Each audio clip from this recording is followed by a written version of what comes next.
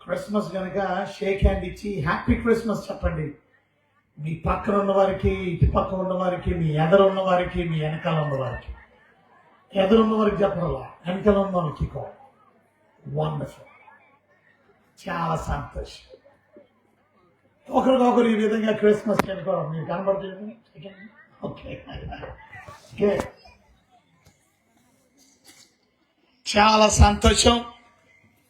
ఈ క్రిస్మస్ వేడుకలతో పాటు ఈ మందిర ప్రతిష్ట కూడా జరిగి దేవుని కృపను బట్టి అనేక సంవత్సరాలు 23 సంవత్సరాలు పూర్తి చేసుకున్న శుభ సందర్భంగా ఈ క్రిస్మస్ వేడుకలు, ఒక పక్కన యానివర్సరీ మీటింగ్ని బట్టి దేవునికి మనం ఎంతగానో వందనాలు చెల్లించి గట్టిగా ఒకసారి చప్పట్లు కొడదాం. వండర్ఫుల్, చాలా సంతోషం. మరి ఎందుకు క్రిస్మస్ అంటే ఏంటి మీ ఉద్దేశం? క్రిస్మస్ అంటే ఏంటి మీ ఉద్దేశం? ఎందుకని మీరు సంబరాలు చేసుకుంటున్నారు? వై? ప్రశ్న అడిగితే ఏంటి అలా అయిపోయారు? Why Christmas? ఎందుకు క్రిస్మస్?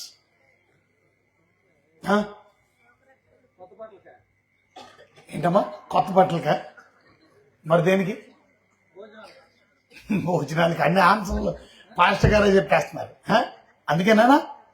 భోజనానికా, బట్టలకా, మరి దేనికి? డెకరేషన్కా, దండలు వేసుకోవడం, లైటింగ్ పెట్టుకోవడంకా? Why Christmas? లోకరక్షకుడు. ఓకే, ఇంకా ఏంటి లోకరక్షకుడు? ఈరోజు క్రిస్మస్ అంటే చాలా మందికి తెలియకుండానే క్రిస్మస్ సంబరాలు జరుపుకుంటున్నారు. ఇది విచారకరమైన సంగతి. ఇవాళ సో కాల్డ్ క్రిస్టియన్స్, దేవుని బిడ్డలు, విశ్వాసులను చెప్పుకుంటున్న వారికి కూడా క్రిస్మస్ అంటే ఏంటో తెలియదు. మరి క్రిస్మస్ అంటే ఏంటి? మరి క్రిస్మస్ అంటే క్రీస్తు ప్రభు వారు ఈ లోకానికి ఎందుకు వచ్చారనంటే, నన్ను నా పాపము నుండి విడిపించాడు. లోక రక్షకుడు అన్ని చెప్పడం కన్నా ముందు నన్ను రక్షించడానికి వచ్చాడు యేసయ్య. నా పాపము నుంచి విడిపించడానికి వచ్చాడు యేసయ్య. ఆయన ఇచ్చినటువంటి వాగ్దానం నెరవేర్చడానికి వచ్చాడు యేసయ్య. బాగా గమనించండి. కన్యక గర్భం ధరిస్తుంది, కుమారుని కంటది, ఆయనకి ఇమ్మానుయేల్ అని పేరు పెడతారు. ఈ మాట యెషయా గ్రంథంలో మనం చూస్తాం. బైబిల్ ఉన్నవారు మీ గ్రంథాన్ని దయచేసి యెషయా గ్రంథం 7వ అధ్యాయం, నాకు చదవగలిగిన వాళ్ళు చదివి వినిపించండి. యెషయా గ్రంథం 7వ అధ్యాయం చూడండి, 14వ వచనం. కాబట్టి మైక్ లేదు మీకు? ఈ మైక్ ఏంటి? ఆయనకి ఏంటి?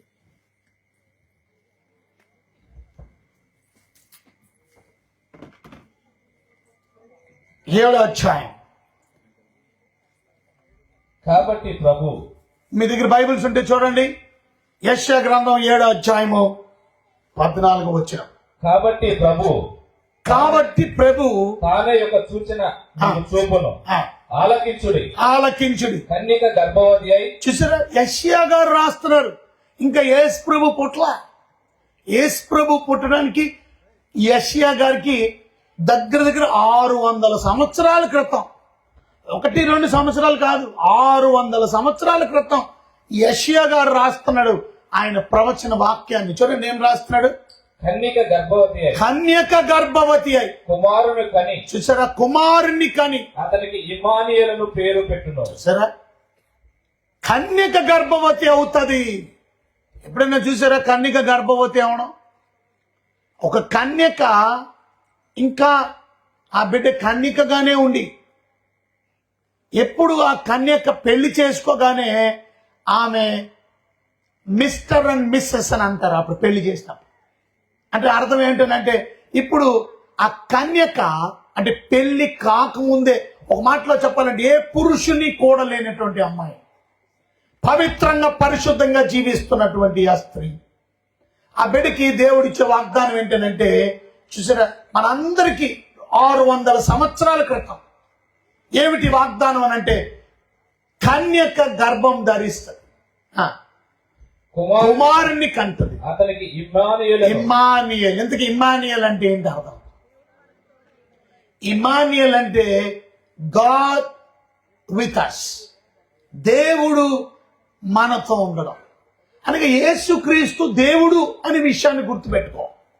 దేవుడు మనతో ఉండడానికి వస్తున్నాడు, దేవుడు మనతో జీవించడానికి వస్తున్నాడు. అది క్రిస్మస్. ఇవాళ క్రిస్మస్ మనం అంత సంబరాలతో జరుపుకుంటున్నాం, కానీ పాయింట్ ఏంటంటే యేసుక్రీస్తు వచ్చింది నిన్ను నన్ను రక్షించడానికి. పాయింట్ ఏంటంటే మీరు నేను రక్షణ పొందావా? రక్షణ అంటే ఏంటి? పాపము నుండి విడుదల పొందారా? ఇంకా ఎంతమంది పాపములోనే ఉన్నారు, ఇంకా పరిశుద్ధతలో రాకుండా ఇంకా పాపములోనే జీవించే వాళ్ళు ఎంతమంది? బైబిల్ చదవండి ఒకసారి. మత్తయి సువార్త 1వ అధ్యాయం, మత్తయి సువార్త 1వ అధ్యాయము 21వ వచనం. ఆమె యొక్క కుమారుని కనును, చూసారు, ఆమె యొక్క కుమారుని కనును, తన ప్రజలను, అది తన ప్రజలను వారి పాపముల నుండి ఆయనే రక్షించును. అది ఆయనే రక్షించును. గనుక ఆయనకు యేసు అను పేరు పెట్టదు. యేసు ప్రభు అని పేరు ఎందుకు పెట్టారనుకున్నారు? తన ప్రజలను వారి పాపముల నుండి ఆయనే రక్షించే దేవుడు. ఇవాళ నేను అడుగుతాను, ఎంతమంది వచ్చారు మీరు? మీ కుటుంబంలో మీ భర్త గారు రక్షణ పొందారా? మీ డాడీ రక్షించబడ్డా? మీ కుటుంబంలో మీ పెద్ద బాబు రక్షణ పొందాడా? ఈ మీటింగ్లో 80% మంది ఆడవారు ఉన్నారు. ఎంతమంది? What about men? పురుషులేరి? భర్త గారేరి? మన బిడ్డలు మగబిడ్డలేరి? కారణం ఏంటో తెలుసా? ఇంకా వాళ్ళు మారలా, ఇంకా వారు రక్షణ పొందలా, ఇంకా వారు విశ్వసించలా. విశ్వాసం ఉంచితే వారి ప్రవర్తన వేరుగా ఉంటుంది. ప్రభు మీద నమ్మకం ఉంచితే వారు జీవించే విధానం వేరుగా ఉంటుంది. ఇవాళ దేవుడు లోకమును ఎంతో ప్రేమించాడు, ఏ ఒక్కరు నాశనం అవ్వకూడదని. మీ కుటుంబంలో ఏ ఒక్కరు నాశనం అవ్వకూడదని, మీ కుటుంబంలో అందరూ రక్షణ పొంది ఆ నిత్య జీవాన్ని సంపాదించుకోవాలని. ఇవాళ క్రిస్మస్ సంబరాలు చేసుకుంటున్నారు ఊరంతా, కానీ క్రీస్తు లేకుండా ఉపయోగం ఏముంది? దాని మీ ఇంట్లో క్రిస్మస్ పండుగ చేసుకున్నారా లేదా దేవుడు అడగడు. క్రిస్మస్ అంటే క్రీస్తు పుట్టాడు. ఆయన పుట్టకపోతే చరిత్ర 2 కింద విభాగించబడదు. అందుకని ఆయన పుట్టిక తారీఖుని బట్టే క్రీస్తు శకం, క్రీస్తు పూర్వం. చరిత్ర పురుషుడు ఆయన. ఆయన పుట్టలేదని చెప్పడానికి వీల్లేదు, తప్పక పుట్టాడు ఆయన.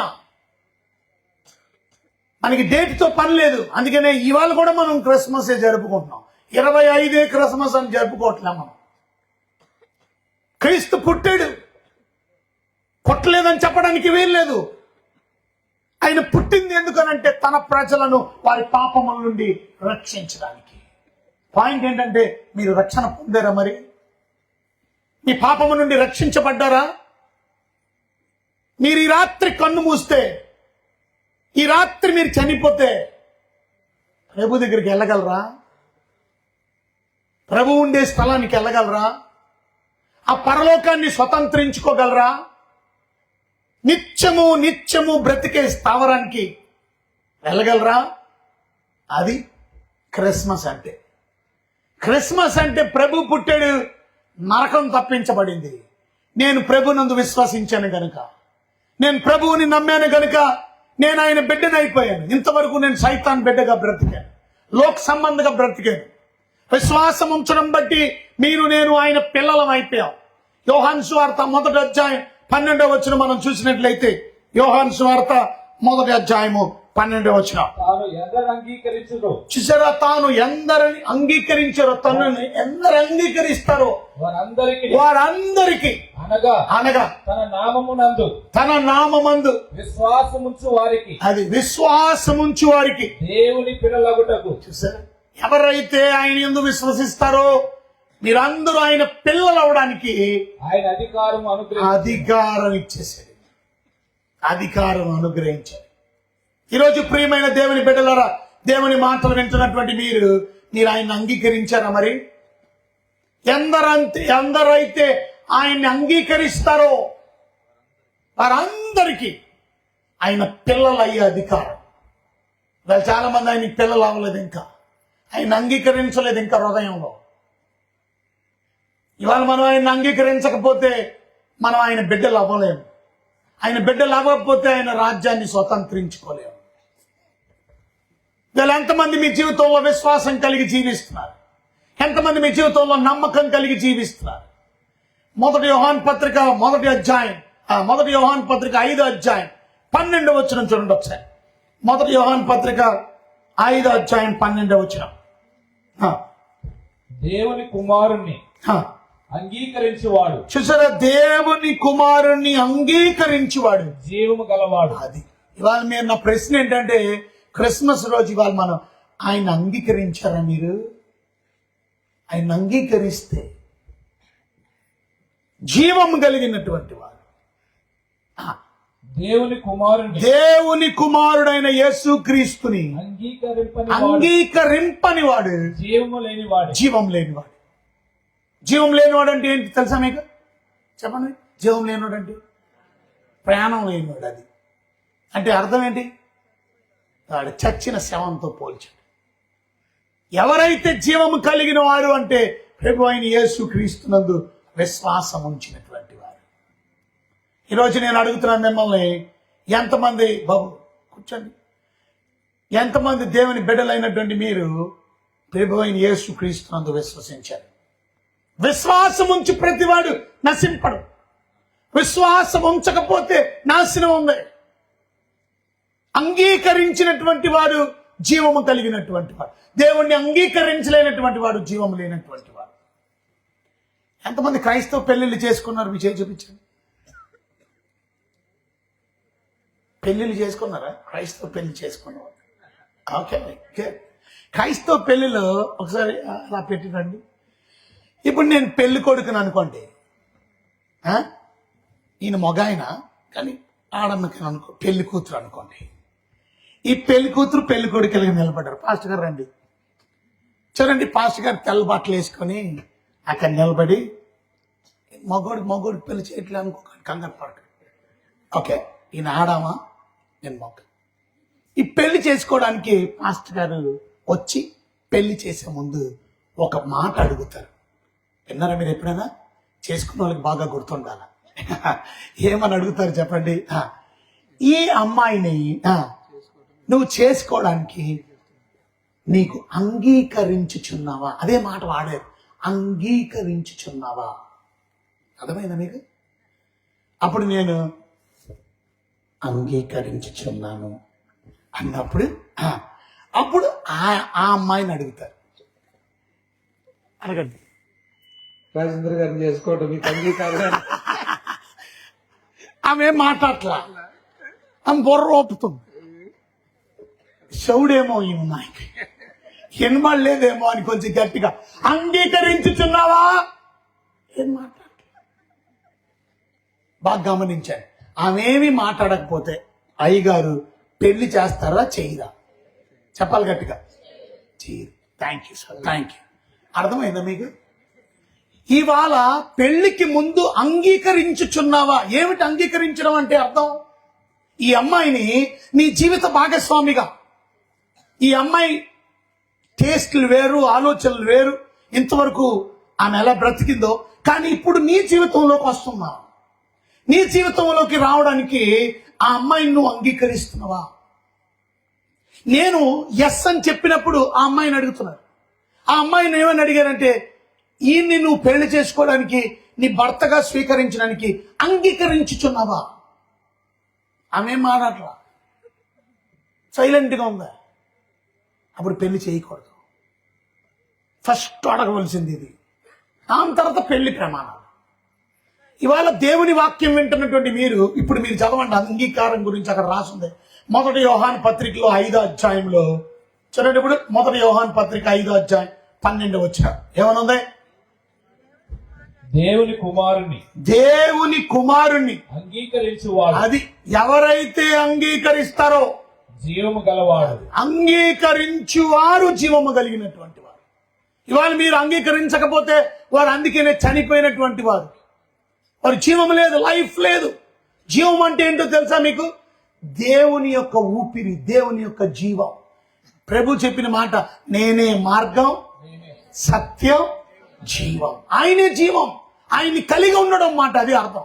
ఎవరైతే ఆయన అంగీకరిస్తారో ఆయన కలిగి ఉంటారు, ఎవరైతే ఆయన అంగీకరించారో ఆయన కలిగి ఉంటారు. అంగీకరించడం అంటే విశ్వసించడం, అంగీకరించడం అంటే నమ్మకం ఉంచడం. అందుకే ఇందాక చదివా మనం యోహాన్ గారు రాసిన సువార్తలో 1వ అధ్యాయం 12వ వచనంలో. ఇది బైబిల్ చూడండి, త్వరగా చూడండి. యోహాన్ సువార్త 1వ అధ్యాయం 12వ వచనంలో ఏమని చూసాం? తాను ఎందరు అంగీకరించును, చూసారా? తాను ఎందరు అంగీకరించిరో వారందరికి అనగా తన నామమునందు, అది తన నామమందు విశ్వాసం ఉంచిన వారికి. మళ్ళా చదవండి, జాగ్రత్తగా వినండి. తాను ఎందరు అంగీకరించారో వారందరికి అనగా అంగీకరించడం అంటే ఏంటో చెబుతున్నాడు అక్కడ. అంగీకరించడం అంటే ఏంటి? అంగీకరించడం అంటే అనగా తన నామమందు విశ్వాసం ఉంచివాడు. ఎవరైతే అంగీకరిస్తారో, ఎవరైతే నామందు విశ్వాసం ఉంచుతారో వారందరికీ దేవుని పిల్లలు అవడానికి ఆయన అధికారం అనుగ్రహించెను. ఇవాళ మీరు అందరూ దేవుని పిల్లలైనా? మరి దేవుని పిల్లలు అయ్యారా? ఆయన అంగీకరించి విశ్వసించారా? ఇవాళ చాలా మంది ఇంకా ప్రభు దగ్గరికి వస్తారు కానీ ఇంకా అంగీకరించలేని వారిగా ఉన్నారు, విశ్వసించని వారిగా ఉన్నారు, నమ్మకాన్ని చూపని వారిగా ఉన్నారు. ఎంత విచారకరమైన సంగతి! ఇవాళ నువ్వు ప్రభువుని విశ్వసించకపోతే, ప్రభు యందు నమ్మకం ఉంచకపోతే నీ జీవితం ఇంకా రక్షించబడినట్టుగా, నువ్వు ఇంకా పాపములోనే ఉండి నాశనంలోకి వెళ్ళిపోతావు.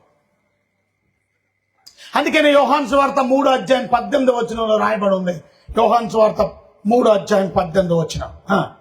ఆయన యందు విశ్వాసముంచు వారికి, అది ఆయన యందు విశ్వాసముంచు వారికి తీర్పు తీర్చబడదు. అది తీర్పు తీర్చబడదు. విశ్వసింపని వాడు దేవుని అద్వితీయ కుమారుని నామమందు విశ్వాసం ఉంచలేదు గనుక వారికి ఇంతకు మునిపే తీర్పు తీర్చబడెను. ఇంతకు మునిపే తీర్పు తీర్చబడెను అంటే అర్థం ఏంటి? ఇంతకు మునిపే తీర్పు తీర్చబడెను. ఇవాళ ఎప్పుడైతే నువ్వు దేవుడి యందు విశ్వాసం ఉంచవో, విశ్వాసం ఉంచినటువంటి వాడు దేవుని తీర్పు వారికి తీర్చబడింది. అంటే అర్థం, unbelief separates us from God. దేవుని నుండి మనల్ని వేరు చేసేస్తుంది. ఇవాళ ఎంతమంది దేవునితో కలిసి జీవిస్తున్నారు, దేవునితో కలిసి నమ్మకంగా బ్రతుకు. ఇవాళ విశ్వాసం అంటే అది. క్రిస్మస్ స్టోరీలో అందరూ విశ్వాసాన్ని కనుపరిచినట్టు మనం చూసాం. చూడండి ఒకసారి క్రిస్మస్ స్టోరీ చూద్దాం. ఒకసారి మరియ గురించి చూద్దాం. మొదటిదే మరియ గురించి. మీ దగ్గర బైబిల్స్ ఉంటే ఓపెన్ చేయండి. బైబిల్ గ్రంథంలో లూకా సువార్త 1వ అధ్యాయం. లూకా సువార్త 1వ అధ్యాయంలో మనం చూస్తే అక్కడ మనకి కనబడుతుంది 26వ వచనం నుంచి. 6వ నెలలో గబ్రియల్ అనే దేవదూత గలిలయలోని నజరేతు ఊరిలో దావీదు వంశస్థుడైన యోసేపునకు ఒక పురుషునికి ప్రదానము చేయబడిన కన్యక యొద్దకు దేవుని చేత పంపబడిన. ఆ కన్యక పేరు మరియ. ఆ దూత లోపలికి వచ్చి ఆమెను చూచి, దయాప్రాప్తురాలా, నీకు శుభం, ప్రభు నీకు తోడై ఉన్నాడని చెప్పాడు. ఆమె మాటలు విని మాటకు బహుగా తొందరపడింది. ఈ శుభవచనం ఏమిటో అని ఆలోచించుకొనిచుండగా దూత, మరియా భయపడకు, దేవుని వల్ల నువ్వు కృప పొందితివి. ఇదిగో నీవు గర్భం ధరించి కుమారుని కని అందుకు ఆయనకి యేసు అని పేరు పెట్టుదు. ఆయన గొప్పవాడే సర్వోన్నతుని కుమారుడు అనబడు. ప్రభు అయిన దేవుడు ఆయన తండ్రి అయిన దావీదు సింహాసనంకి ఇచ్చును. ఆయన యాకోబు వంశస్థులను యుగ యుగములు ఏలును. ఆయన రాజ్యం అంతం లేనిదై ఉండునని ఆమెతో చెప్పాడు. అప్పుడు ప్రశ్నించిందామా 24వ వచనంలో మరియా ఇప్పుడు వరకు దూత చెప్పిన మాటలు వినిన తర్వాత ఇప్పుడు ఆమె ప్రశ్న అడుగుతుంది. ఏమని అడుగుతుంది? అందుకు మరియా, నేను పురుషుని ఎరగని దానిని ఇది ఎలాగూ జరుగునని దూతతో అడిగింది. అప్పుడు దూత ఏం చెప్పాడో చూడండి. పరిశుద్ధాత్మ నీ మీదకి వచ్చును, సర్వోన్నతిని శక్తి నిన్ను కమ్ముకొనుడు కనుక పుట్టబో శిశువు పరిశుద్ధుడై దేవుని కుమారుడు అనబడు. మరియు నీ బంధువురాలైన ఎలిజబెత్ కూడా వృద్ధాప్యమందు ఒక కుమారుని గర్భం ధరించి ఉన్నది. గొడ్రాలనబడిన ఆమెకు ఇది 6వ మాసం. ఒక మాట చెప్తున్నాను మరియమ్మ, 37లో చాలా ప్రాముఖ్యమైన మాట. దేవుడు చెప్పిన ఏ మాట అయినను నిరర్థకము కానేరదని. ఆమెతో చెప్పు. ఇవాళ ఎంతమంది నమ్ముతున్నారు దేవుని మాట ఎప్పుడు నిరర్థకం కాదని? ఇవాళ ఎంతమంది దేవుని మాటను గౌరవిస్తున్నారు? ఇవాళ మీరు అందరూ వచ్చారు, మంచిదే. కానీ ఎంతమంది దేవుని మాటని గౌరవించి ఆ వాక్యాన్ని హృదయంలో స్వీకరించి మీ జీవితాన్ని మార్చుకోవడానికి, మీ కుటుంబాన్ని మార్చుకోవడానికి ఎంతమంది ప్రయాసపడుతున్నారు? ఇవాళ వింటారు చాలా మంది వాక్యం. పిల్లలు మాట్లాడకుండా కూర్చోండి, అక్కడ అటు ఇటు తిరగకండమ్మా, కూర్చో. మీరు వెళ్ళిపోయిన వాళ్ళు వెళ్ళిపోండి, కానీ కూర్చున్న వాళ్ళు మధ్యలో లెక్కండి. కూర్చోండి, వాక్యం శ్రద్ధగా పాప కూర్చో. Good, thank you. శ్రద్ధగా దేవుని వాక్యాన్ని గౌరవించాలి. దూత చెప్తుంటే మరియా ఇటు నుంచి ఇటు తిరగలే. దూత మాట్లాడుతుంటే మరియా ఆగు దూత, ఒక్క నిమిషం పొయ్యి మీద వంట పెట్టాను, ఒకసారి బియ్యం కడిగేసి పెట్టాను, ఒక్క నిమిషం అని అనలా. ఏంజెల్ ఆఫ్ గాడ్, దేవుని సముఖములో ఉండే దూత దిగి వచ్చాడు. మీకేదో కాలక్షేపం చెప్పడానికి దైవజనులు మీ దగ్గరికి రారు. ఇదేదో టైం పాస్ కోసం రారు. దేవుని సందేశాన్ని మీకు తీసుకురావడానికి. ఎంతమంది ఆ దేవుని సందేశం దేవుడి దగ్గర నుంచి వచ్చిందని గౌరవిస్తున్నారు? ఎంతమంది ఆ దేవుని సన్నిధానంలో ఆ దేవుని సందేశాన్ని గౌరవంగా వెళ్తున్నారు? దేవదూతలు ఎంతమందికి కనబడరు? చేతి చూపించారు. మీకే కాదు, నాకు కనబడాల. కానీ ఎంత గొప్ప ధన్యత చూడండి మరియకి. దేవుని సముఖములో ఉండే దూత. దూతల్లో చాలా హయరార్కీలు ఉన్నాయి. దూతల్లో 6 రెక్కలు కలిగిన దూతలు ఉన్నారు. వాళ్ళని శరావులు అని అంటారు. 2 రెక్కలతో కాళ్ళు కప్పుకుంటారు, 2 రెక్కలతో ముఖం కప్పుకుంటారు, 2 రెక్కలతో ఎగురుతారు. వారు దేవుని సింహాసనం పైన ఎగురుతూ పరిశుద్ధుడు పరిశుద్ధుడు పరిశుద్ధుడు అని కొనియాడుతారు. చూసారా దూతలు ఎన్ని రకాలు ఉన్నాయి? దూతల్లో కెరీబులు ఉన్నారు. కెరీబులు అంటే 4 రెక్కలు ఉంటాయి. వాళ్ళని ఇంగ్లీష్లో చెరుబుమ్స్ అంటారు. చెరుబుమ్స్ అనే వాళ్ళు 4 రెక్కలు ఉంటాయి. 4 రెక్కలు మాత్రమే కాదు, 4 ముఖాలు ఉంటాయంట. ఒక ముఖం మనిషి ముఖం, ఒక ముఖం సింహం ముఖం, ఒక ముఖం ఎద్దు ముఖం, ఒక ముఖం పక్షిరాజు ఎగురుతున్నటువంటి ముఖం. ఇలాంటి గొప్ప గొప్ప దూతలు పరలోకంలో ఉన్నారు, దేవుని సముఖంలో ఉన్నారు. రథములు అని అన్నారు, ఆర్కేంజల్స్ అన్నారు. ఇవాళ గాబ్రియల్ అనేటువంటి దూత, దేవుని సముఖములో ఉండే దూత, దేవుని వర్తమానాన్ని అందించడానికి మరియ దగ్గరికి వచ్చింది. ఇవాళ ఎంతమంది దూత చెప్పిన మాటను గౌరవిస్తున్నారు? ఎంతమంది దూత చెప్పిన మాటని విధేయతతో లోబడుతున్నారు? మిమ్మల్ని అడుగుతున్నారు. ఇవాళ ఇక్కడ నిలబడింది ఎంతమంది నమ్ముతున్నారు నేను దూతనని? ఒక దైవజనుడిని దూత కింద పోల్చారని మీకు తెలుసా? దైవజనుడు కూడా దూత. ప్రకటన గ్రంథం 2వ అధ్యాయం. ఎఫెసీలో ఉన్న సంఘపు దూతకు మీ దగ్గర బైబిల్స్ ఉంటే త్వరగా తీసి చూడండి. 2వ అధ్యాయం 1వ వచనం. ఎఫెసీలో ఉన్న సంఘపు దూతకు ఎలాగూ రాయము. ఇది సంఘంలో దూతలు ఉంటారా? మీ సంఘంలో దూత ఉన్నాడా? చెప్పరేమండి? దూత ఉన్నాడా? ఆ దూత ఇక్కడ ఎఫ్ఎస్సిలో సంఘం దూత ఉంది. ఎఫ్ఎస్సిలో సంఘం దూత ఉంటాడా? ఆ దూత ఎవరో కాదు, దైవజనుడు. దూతని పోల్చారన్నమాట దూతగా. ఎందుకంటే దూత పని ఏంటనంటే దేవుని వర్తమానాన్ని ప్రజలకు అందించారు. మరియకి వర్తమానం ఎవరు అందించారు? దూత అందించారు. ఎక్కడి నుంచి తీసుకొచ్చాడు? పరలోకము నుండి తీసుకొచ్చాడు. ఎవరి దగ్గర నుంచి తీసుకొచ్చాడు? దేవుని సముఖము నుంచి తీసుకొచ్చాడు. ఎవరి మాట తీసుకొచ్చాడు? దేవుని మాట తీసుకొచ్చాడు. ఎవరికి తీసుకొచ్చాడు? మరియకి తీసుకొచ్చాడు. ఇవాళ దేవుని సముఖము నుండి దేవుని మాటని మీకు తీసుకొచ్చేవాడే దైవజనుడు. అందుకని ఎఫెసీ సంఘములో ఉన్న దూత, ఒక సంఘంలో మాత్రమే దూత అనలా. ఇంకా చూడండి కిందకు వస్తే మీరు గమనించినట్లయితే 8వ వచనం. స్ముర్నాలో ఉన్న సంఘపు దూత. అంటే ఆయన కూడా దూత, పాస్టర్ గారు. స్ముర్నాలో ఉన్న సంఘపు దూత, సంఘ దైవజనుని దూత కింద పోల్చారు. ఇంక ఇలా ప్రతి సంఘానికి కూడా దూతలు ఉన్నారు. దూతలు అంటే అర్థం దైవ సేవకులు. చూడండి, అలా మనం గమనించినట్లయితే 14 ఇంకా మనం 12 వచ్చిన పెర్గములో ఉన్న సంఘపు దూతకు ఇలాగు చూసారా, పెర్గములో ఉన్న సంఘపు దూత. ఇంకా కొంచెం కిందకు వస్తే 18 తయరలో ఉన్న సంఘపు దూత తుయతైరలో ఉన్న సంఘపు దూత. ఇంకా కొంచెం కిందకు వస్తే 3వ అధ్యాయంలో 1వ వచనం సార్దీసులో ఉన్న సంఘపు దూత. ఇంకా ఫిలదెల్ఫియాలో ఉన్న సంఘపు 7వ వచనం ఫిలదెల్ఫియాలో ఉన్న సంఘపు దూత. 3వ అధ్యాయము 14వ వచనం లవొదికయలో ఉన్న సంఘపు దూత. ప్రతి సంఘానికి దూతలు ఉన్నారు.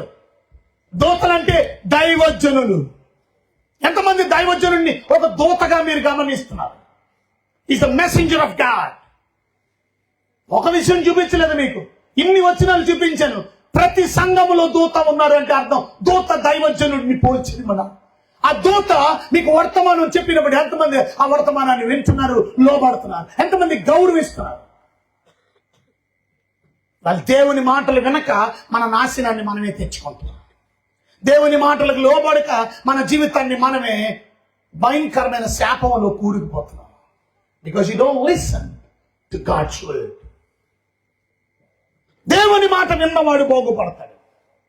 దైవజనుడి నోట్లో నుంచి వచ్చే దేవుని వర్తమానాన్ని విన్నవాడు బాగుపడతాడు, ఆశీర్వదించబడతాడు, సురక్షితంగా జీవిస్తాడు.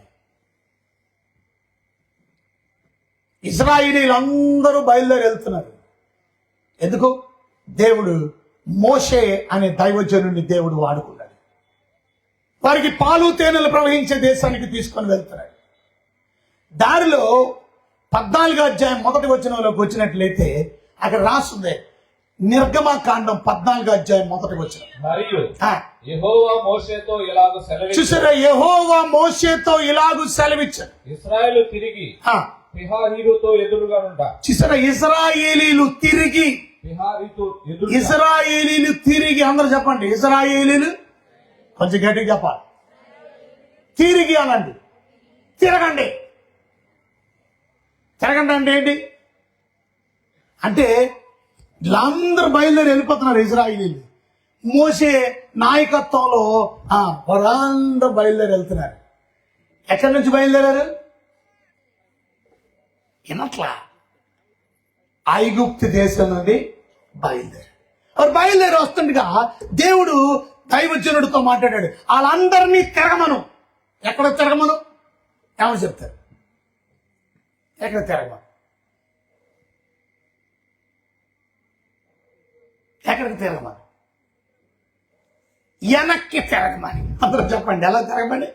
అలా అందరూ వెళ్తున్న వారిని పీచే మోడ్ అంటే అర్థం బ్యాక్ అన్నమాట. అందరూ బ్యాక్ తిరగని. అందరూ ఒకటా ఇద్దరా 10 మందా 20 మందా?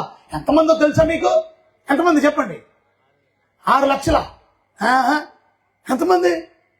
6 లక్షల కార్బలం మాత్రమే. 6 లక్షలు యవనస్తులు మాత్రం, పురుషులు. ఇక ఆడవాళ్ళు లేరండి, పిల్లలు లేరండి. మరి వాళ్ళంతా ఎంత? అదంతా కలిపితే 2.2 మిలియన్. 2.2 మిలియన్ అంటే 2.2 మిలియన్. 1 మిలియన్ అంటే 10 లక్షలు, 2 మిలియన్లు అంటే 20 లక్షలు. 2.2 అంటే దగ్గర 22 లక్షల మంది. 22 లక్షల మందిలో 6 లక్షల మగవాళ్ళు ఉన్నారు, పిల్లలు ఉన్నారు, పెద్ద ఆడవాళ్ళు ఉన్నారు. వీళ్ళందరినీ కలిపితే వీళ్ళందరినీ ఒకసారి వెనక్కి తిరగమంటున్నారు. వాళ్ళు ఏమనొచ్చు చెప్పండి? బాగుందయ్యా, నీ ఇష్టం వచ్చినట్టు నడిపించు, మళ్ళీ వెనక్కి తిరిగి పక్కకు తిరిగి మేము తిరగం. తిరగకపోతే నువ్వు డెస్టినీకి వెళ్ళలేవు, గమ్యానికి వెళ్ళలేవు. నువ్వు దైవజనుడు చెప్తున్న ఆ దేవుని మాట వింటే నువ్వు గమ్యానికి వెళ్తావు. నువ్వు వెళ్ళినప్పుడు దీవించబడలేవు. ఎంతమంది దేవుని మాట నమ్మకంగా వినేవాళ్ళు మీలో ఉన్నారు, వాక్యానికి లోబడే వాళ్ళు మీలో ఉన్నారు. అప్పుడే మీరు దీవించబడతారు. వెనక్కి తిరగమంటే వెనక్కి తిరగాలి. బయలుదేరి వెళ్ళండి అంటే మేము వెనక్కి తిరగం అని అనకూడదు. మరి వెనక్కి తిరిగినప్పుడు సముద్రం దగ్గరికి వచ్చేసారు. వాళ్ళు సముద్రం దగ్గరికి రాగానే వాళ్ళు అనుకున్నారు, ఇదిగో వెనక్కి తిరగమన్నాం అనవసరంగా, ఇప్పుడు సముద్రం దగ్గరికి వచ్చాం. చూడు ఏం చేశారు, అందరూ మోసే మీద తిరగబడిపోయారు. మళ్ళా ఇప్పుడు ఎక్కడికి వెళ్తాం? సముద్రం చూసాం, ఈ సముద్రాన్ని ఎలా దాడుతాం మనం? అనవసరంగా వెనక్కి తిరగమన్నాం. వెనక్కి తిరగకుండా అలా ముందుకెళ్తే దారి ఉందేమో. ఇప్పుడు మమ్మల్ని వెనక్కి తిరగమన్నాం. ఇప్పుడు సముద్రం దగ్గరికి వచ్చి అటకాయించబడ్డాం మనం. ఎక్కడికి ఎదరికి వెళ్ళలేము మనం. అంతలోకి భయంకరమైన రంకెలు వినపడుతున్నాయి, గుర్రము శబ్దాలు నిలబడుతున్నాయి అని వచ్చేసి భయంకరమైన రథాలతో వచ్చేసి గుర్రాలు, రౌతులు, మొత్తం మిలిటరీని దించేశాడు. ఎవరు? ఫరో. 600 రథాలు దిగినాయి అంట. 1 కాదు, 2 కాదు, 10 కాదు, 20 కాదు, 600 రథాలు. మొత్తం ఫోర్స్ అంతా దించేశాడు. మొత్తం ఫోర్స్ బెటాలియన్స్ వచ్చేసి వెనకాల ఈ రంకెలేస్తున్నాయి. సముద్రం ఎదరుంది. వెనక్కి వెళ్ళిపోదామా అని ఉన్నారు. ఎదరికి వెళ్ళిపోదామా? సముద్రం ఎలా ఉంది పరిస్థితి? ముందు చూస్తే నొయ్య, వెనకాల చూస్తే గొయ్య. ఇది మన పరిస్థితి. ఇప్పుడు ఎవరు దొరికారు సావగా? మోసే. మోసే ఎందుకు తెచ్చాం మమ్మల్ని? ఇక్కడ అరణ్యంలో సమాధులు కట్టేస్తాం మమ్మల్ని. ఇవాళ ఎంతమంది దైవజనుడి మీద తిరుగుబాటు చేసేవాళ్ళు మీలో ఉన్నారు? వాక్యం మీద తిరగబడే వాళ్ళు మీలో ఉన్నారు. మిమ్మల్ని అడుగుతున్నాను నేను, ఎంతమంది దేవుని వాక్యానికి లోబడుతున్నారు? ఎంతమంది దేవుని మాటను నమ్ముతున్నారు? మీరు విశ్వసిస్తున్నారు? దేవుని మాటను విశ్వసిస్తే మీ జీవితంలో అద్భుతాన్ని చూస్తారు. మీరు మన జీవితంలో అద్భుతం చూడకపోవడానికి గల కారణం మనం నమ్మట్లేదు కనుక, విశ్వసించట్లేదు కనుక. అప్పుడు మోషే ఒక మాట అన్నాడు, 13వ వచనం. అందుకు మోషే భయపడకుడి. ఇక ఎందుకు భయపడుతున్నారు మీరు? అదేంటి భయపడిపోతే సముద్రం వెనకాల చూసి సైన్యం చంపేస్తారు మమ్మల్ని. భయపడొద్దంటే ఏంటి? భయపడకండి. ఎందుకు భయపడుతున్నారు మీరు? యెహోవా నేడు మీకు కలుగు చేయు రక్షణ. మీరు ఓరకనే నిలబడి చూడండి. గట్టిగా చెప్పట్లే కొడదాం, గట్టిగా చేతులు ఓరకనే. మీరేం చేయకండి. యెహోవా నేడు కలుగు చేయు రక్షణ. ఆ దేవుడి గురించి మీకేం తెలియదు అనుకుంటా. ఆ మాట నమ్మండి, విశ్వసించండి, మీరు అద్భుతం చూస్తారు. ఇంకొక మాట అన్నాడు, మీరు నేడు చూస్తున్న ఐగుప్తీయులను ఇక మీదట మరి ఎన్నడూ చూడరు. ఏమైపోతారు వీళ్ళు? ఏమైపోతారు? చూడరు. మీరు అంతే, చూడండి. ఏమైపోతారో తెలియదు. ఈ సముద్రం పాయలవుతుంది, మీరు 6 నేల మీద నడుస్తారు. ఇవన్నీ వాళ్ళకి తెలియట్లా, ఇవన్నీ వాళ్ళకి అర్థం అవ్వలా. కానీ వాళ్ళకి ఒకటే అర్థమైంది. ఏమిటి అర్థమైంది అని అంటే, దేవుడు మాట దైవజనుడు నోట్లో నుంచి వచ్చింది. ఏమనేనంటే, మీరు భయపడకండి, యెహోవా నేడు కలుగు చేయ రక్షణ. ఊరకనే నిలబడి చూడండి. దేవుడు ఎంత గొప్ప దేవుడు అని అంటే, మీ జీవితంలో నమ్మితే అద్భుతం చూస్తారు. ఏమైందో తెలుసా మీకు? వాళ్ళు చెప్పినట్టే, దైవజనుడు చెప్పినట్టే. ఏనండి అమ్మా, ఇది చూడండి. దైవజనుడు చెప్పినట్టు ఏమైంది? సముద్రం 2 కింద పాయలైపోయింది. గట్టిగా చప్పట్లు కొట్టరే. మధ్యలో ఆరిన నేల. అద్భుతాన్ని కళ్ళతో చూశారండి. ఇవాళ మనం అందరం 10 కమాండ్మెంట్స్ సినిమాలో చూసి ఉండాలి. సముద్రం పొంగలేకపోవడం, నవ్వడం, యూట్యూబ్లో చూసి ఉండాలి మీరు. కానీ రియల్ సీన్ చూసింది ఎవరో తెలుసా? ఇజ్రాయిల్. ఎందుకంటే ఇవాళ దేవుని మాట నమ్ము. దైవజనుడు చెప్తున్నా నమ్ము. నీ జీవితంలో అద్భుతం దేవుడు చేస్తాడు. నీ జీవితంలో అద్భుతాలు కావాలని వాళ్ళు చూపించారు. దేవుడు తప్పక చేస్తాడు, నువ్వు నమ్మితే. క్రైస్తవుల్లో ఉన్న గొప్పది ఏంటి? గొప్ప అయినటువంటి బహుమానం ఏంటో తెలుసా? ఫెయిత్, విశ్వాసం. విశ్వాసం ఉంచండి, అంతే. మీ జీవితంలో అద్భుతం చూస్తారు. ఆరిన నేల వచ్చేసింది. ఆరిన నేల మీద బయలుదేరి. ఆరిన నేల అంటే ఎంత వచ్చిందండి? ఎంత సందా? ఎంత సందా? ఎంత సందా? వాళ్ళు ఎంతమంది వెళ్ళాలి చెప్పండి? 22 లక్షల మంది రాత్రి క్రాస్ చేసేయాలి. అంటే దగ్గర 3 కిలోమీటర్ల దారి. ఆరిన నేల దగ్గర 3 కిలోమీటర్స్. అయ్యో బాబాయ్, చూసారా? ఆ ఆరిన నేల మీద నడుచుకొని వెళ్ళిపోతున్నారు వీళ్ళందరూ. అవతలకి వెళ్ళిపోయారు. వీళ్ళు అవతలకి వెళ్ళిపోగానే వచ్చేస్తుంది ఎవరి సైన్యం? ఫరో సైన్యం. వాళ్ళు కూడా ఎక్కడికి వచ్చారు? మధ్యలోకి వచ్చేసారు, సముద్రం మధ్యలో. అప్పుడు మోషేతో దేవుడు చెప్పాడు, నీ కర్ర ఏం చేయమన్నాడు? కర్ర ఎత్తగానే మళ్ళీ ఏమైంది? సముద్రం రెండు మళ్ళా ఒకటిగా కలిసిపోతుంది. ఎప్పుడైతే కలిసిపోయిందో సముద్రంలో ఉన్న వాళ్ళు మొత్తం ఐగుప్తీయులు అందరూ ఏమైపోయారు. ఇప్పుడు వీళ్ళు యువతల ఒడ్డు ఉన్నారు కదా, యువతల ఒడ్డుకి శవాలు కొట్టుకొని వస్తున్నాయంట.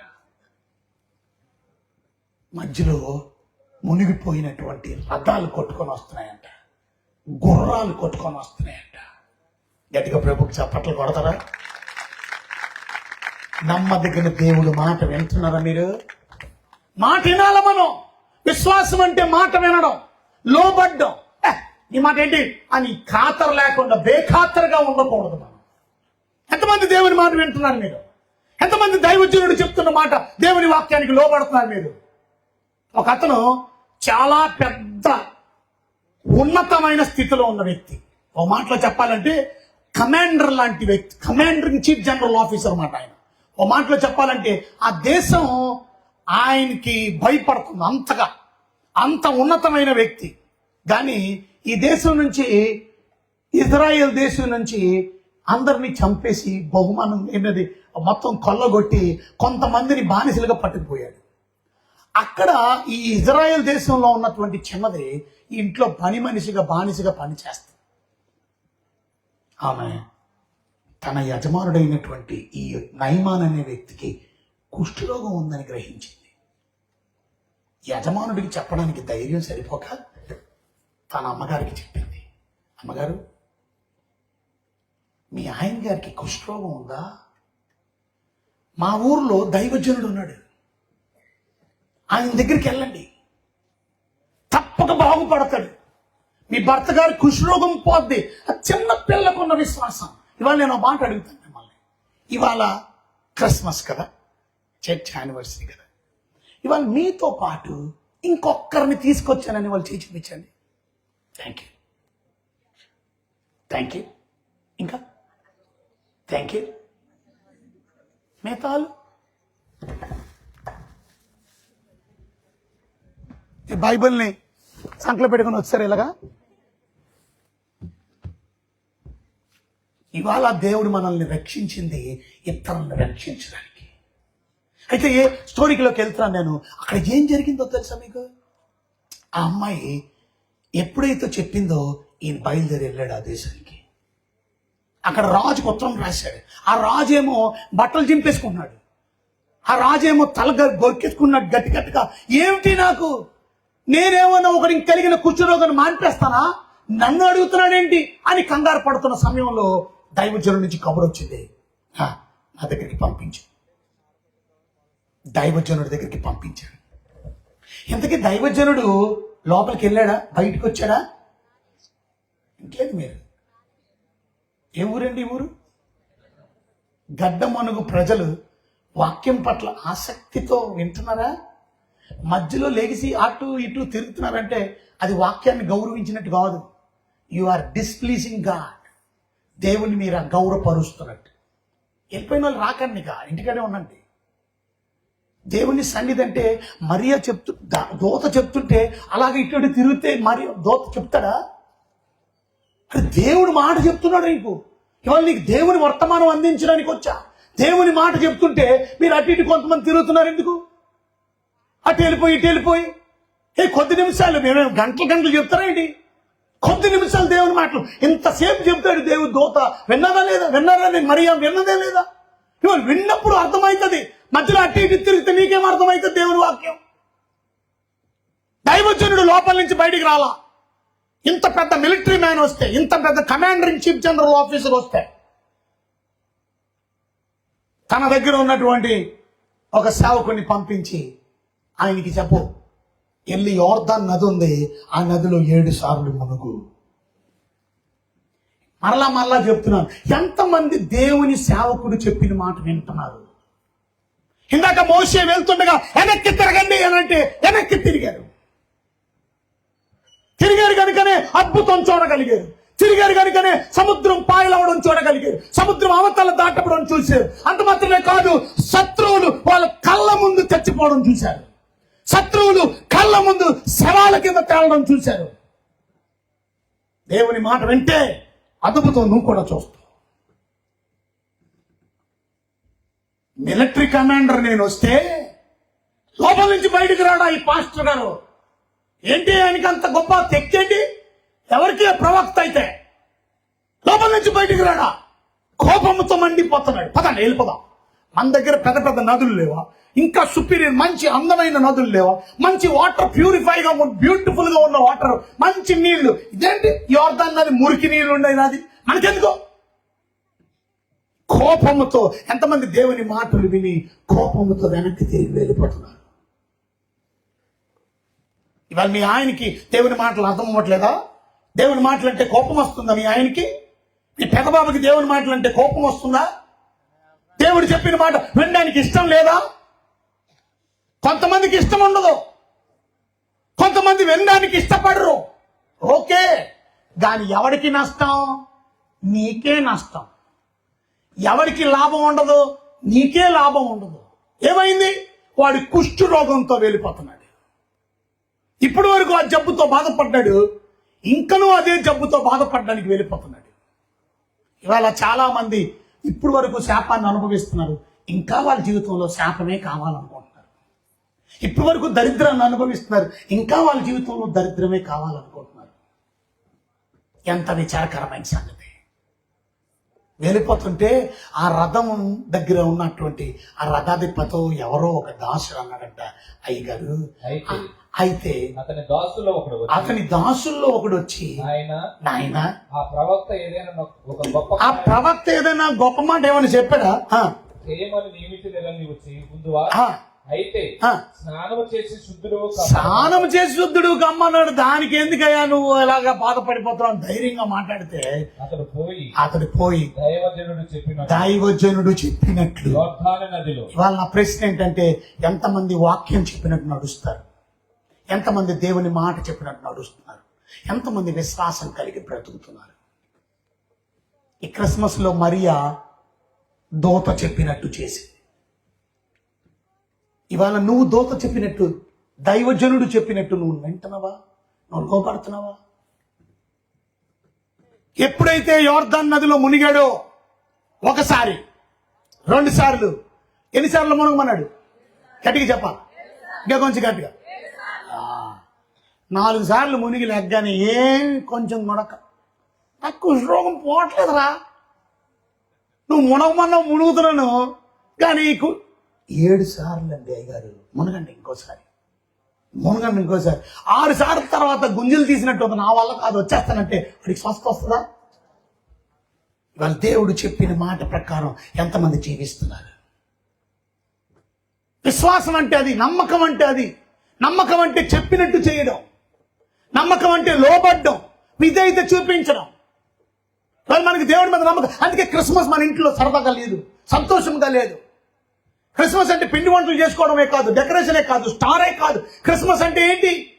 క్రిస్మస్ అంటే క్రీస్తు మన జీవితాల్లో పుట్టాలా, మన హృదయంలో పుట్టాలా, మన ఇంట్లో పుట్టాలా, మన కుటుంబ సభ్యులందరూ రక్షణ పొందాలా, మన కుటుంబం అంతా సంబరంతో. అప్పుడు ప్రభు మన జీవితాల్లో మమ్మల్ని రక్షణలోకి నడిపించాడు, మాకు విశ్వాసం అనుగ్రహించాడు. అందుని బట్టి దేవుడికి వందనాలు చెల్లించాలి. ఇప్పుడు చెప్పండి, 7వ సారి మునిగి లెగడంతో ఏమైంది?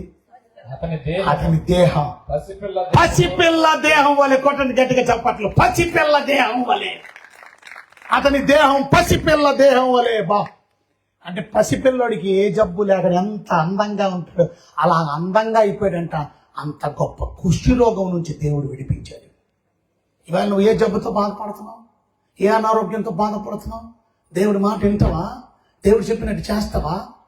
నీ జీవితంలో దేవుడు అద్భుతం చేస్తాడు. నువ్వు దేవుడు చెప్పినట్టు నడిస్తే, నువ్వు దేవుడు చెప్పినట్టు లోబడితే, దూత చెప్పిన వాక్యానుసారంగా నువ్వు నడిస్తే. ఆ లూకా సువార్తలో మనం చూసాం, ఏ మాట నిరర్ధకం కాదు. 7:37, 2:37 వచ్చిన దేవుడు చెప్పిన ఏ మాట అయినను, చూసారా, ఏ మాట అయినను నిరర్ధకము కానేరదని ఆయనతో చెప్పాను. ఏ మాట అయినను దేవుడు చెప్పిన మాట నిరర్ధకం కాదు, ఏ మాట తప్పిపోదు. మాట చెప్పనా మీకు? దేవుడు చెప్పిన మాట ఏది కూడా, దేవుడు చెప్పాడు నేను త్వరగా వస్తున్నానని. ఎంతమంది సిద్ధంగా ఉన్నారు? క్రిస్మస్ సంబరాల్లో మర్చిపోయారేమో ప్రభు రాకడ గురించి. ప్రభు వస్తానన్నాడు. యోహాను సువార్త 14వ అధ్యాయం 1, 2, 3 వచనాల్లో అక్కడ రాసి ఉంటాయి. మీరు కలవరపడకండి. చదవండి 14వ అధ్యాయం యోహాను సువార్త 1-3 వచనాలు. మీ హృదయమును కలవరపడనీయకండి, దేవుని యందు విశ్వాసం ఉంచండి. నా యందు విశ్వాసం ఉంచుడి. నా తండ్రి ఇంట అనేకమైన నివాసాల కలవు, లేకపోతే నీతో చెప్తాను. నేను స్థలము సిద్ధపరచడానికి వెళ్ళాను. నేను వెళ్ళి నేను స్థలమును సిద్ధపరిచి నేను ఉండు స్థలములో మీరును ఉండాలని. అక్కడ అండర్లైన్ చేసుకోండి, బైబిల్లో గీత పెట్టండి, మరలా వచ్చి. అండర్లైన్ చేసేయండి, మరలా వచ్చి. అందరూ చెప్పండి నాతో, మరలా వచ్చి. చెప్పాలి గట్టిగా. యేసు ప్రభు ఎప్పుడు వచ్చాడు? మరలా వచ్చా. యేసు ప్రభు ఎప్పుడు వచ్చాడు? యేసు ప్రభు ఎప్పుడు వచ్చాడండి? ఏంటి ఎలా ఉన్నారు మీరు? యేసు ప్రభు ఎప్పుడు వచ్చాడు? ఇవాళ ఏ పండుగ అండి? మరి ఎవరు వచ్చిన రోజు అండి? తెలీదా మరి? యేసు ప్రభు ఎప్పుడు వచ్చాడంటే మరి ఏంటంటే యేసు ప్రభు క్రిస్మస్ రోజు యేసు ప్రభు ఈ భూమి మీదకి వచ్చిన దగ్గర క్రిస్మస్ సెలబ్రేట్ చేసుకుంటున్నాం మనం. అర్థమైందా మీకు? వచ్చాడు ఆయన ఈ లోకంలో. ఎందుకు వచ్చాడు? ఇంకా చదివాం కదా, తన ప్రజలను వారి పాపముల నుండి ఆయనే రక్షించడానికి ఆయన శిలువ మీద ఏం చేశాడు? ఆయన వేలాడాడు, రక్తం చిందించాడు, ప్రాణం పెట్టాడు, సమాధి చేయబడ్డాడు, మృత్యుంజయుడే తిరిగి మరలా లేచాడు. గట్టిగా చప్పట్లు కొడదాం. ఆయన లేచి పరలోకానికి ఆరోహణమై వెళ్ళిపోయాడు. ఇప్పుడు ఆయన అంటున్నాడు మరలా వచ్చి. అందరూ చెప్పండి, ఏం చేయడం? ఈ గడ్డమడుక్కి నేను ఇదే మొదటిసారి. నేను ఇప్పుడు వచ్చా. నేను ఇప్పుడు మీటింగ్ అయిపోయిన తర్వాత అంటున్నా నేను మరలా వస్తా అన్నా. అంటే అర్థం ఏంటి? మరలా మీ దగ్గరికి ఎప్పుడు వచ్చారు మీరు? డిసెంబర్ 17వ తారీఖు 2025 వచ్చారు. మరలా వస్తాను అంటే అర్థం మరలా ఎప్పుడు వస్తానో తెలియదు కాబట్టి I'm going to come back again. అర్థమైందా? యేసు ప్రభు వారు మొదటిసారి వచ్చారు, దాన్ని క్రిస్మస్ అన్నారు. ఇప్పుడు ఆ యేసయ్య అంటున్నారు నేను మరలా వచ్చి నా యొద్ద ఉండడానికి నేను మిమ్మల్ని తీసుకొని. ఎంతమంది ఈ మాట నమ్ముతున్నారు? ఇవాళ మరియ మాట నమ్మింది. నువ్వు నమ్ముతున్నావా ప్రభు రాకడ గురించి? ఆయన రాకడలో మరి నువ్వు ఎత్తపడతావా? ఆయన ఉండు స్థలంలో నువ్వు ఉంటావా? దైవజనుడు చెప్తున్న మాటకి లోబడుతున్నారా మీరు? దైవజనుడే దూత అని మీరు గ్రహించారా? ఆ దూత చెప్పిన మాట మరియ విని 1వ అధ్యాయం 38వ వచనంలో అనింది, అందుకు మరియ ఇదిగో ప్రభువు దాసురాల్ని, నీ మాట చెప్పున నాకు జరుగును గాక. ఇవాళ మీరు మాట అనగలరా? దైవజనుడు చెప్పిన ప్రభు మీరు చెప్పినట్టు మా ఇంట్లో జరుగును గాక, మీరు చెప్పినట్టు మేము చేస్తాం. ఇప్పుడు చెప్పండి, మోషే ఇటున్నారా? వెనక్కి తిరగమన్నాడు, తిరిగారా లేదా? తిరిగినప్పుడే అద్భుతం చూస్తా.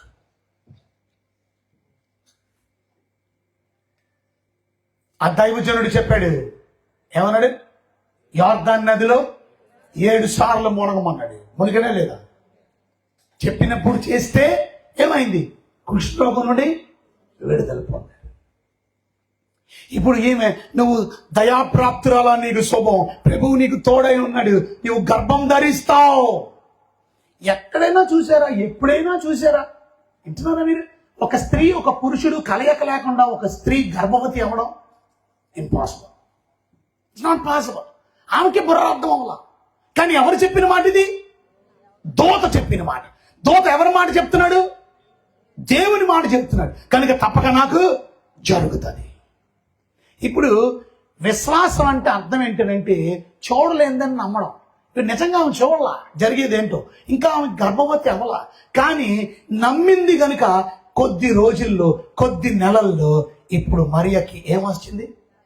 కడుపు వచ్చింది. ఆమెకి తెలుసు నేను ఏ పురుషుణ్ణి కోడలేదని, కానీ ఆ దూత చెప్పిన మాట ఇప్పుడు నా జీవితంలో ఏమైంది? నెరవేరింది. అద్భుతాన్ని మీ జీవితంలో తప్పక చూస్తారు నేను నమ్మితే. చూసారా, ఇంకా బిడ్డని కనలా, కానీ ఇప్పుడు నమ్మేసింది. ఇప్పుడు నమ్మకం ఇంకా పరిపూర్ణంగా వచ్చేసింది. ఎందుకు తెలుసా? ఆమె గర్భవతి అయిపోయింది.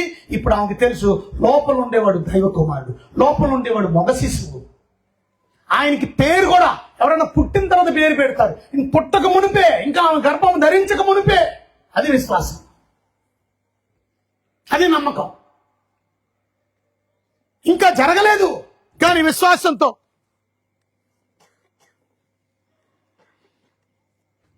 విశ్వాసంతో పేరు పెట్టారు. ఏంటా పేరు అని అంటే యేసు. ఎందుకంటే దేవుడు దూత చెప్పాడు.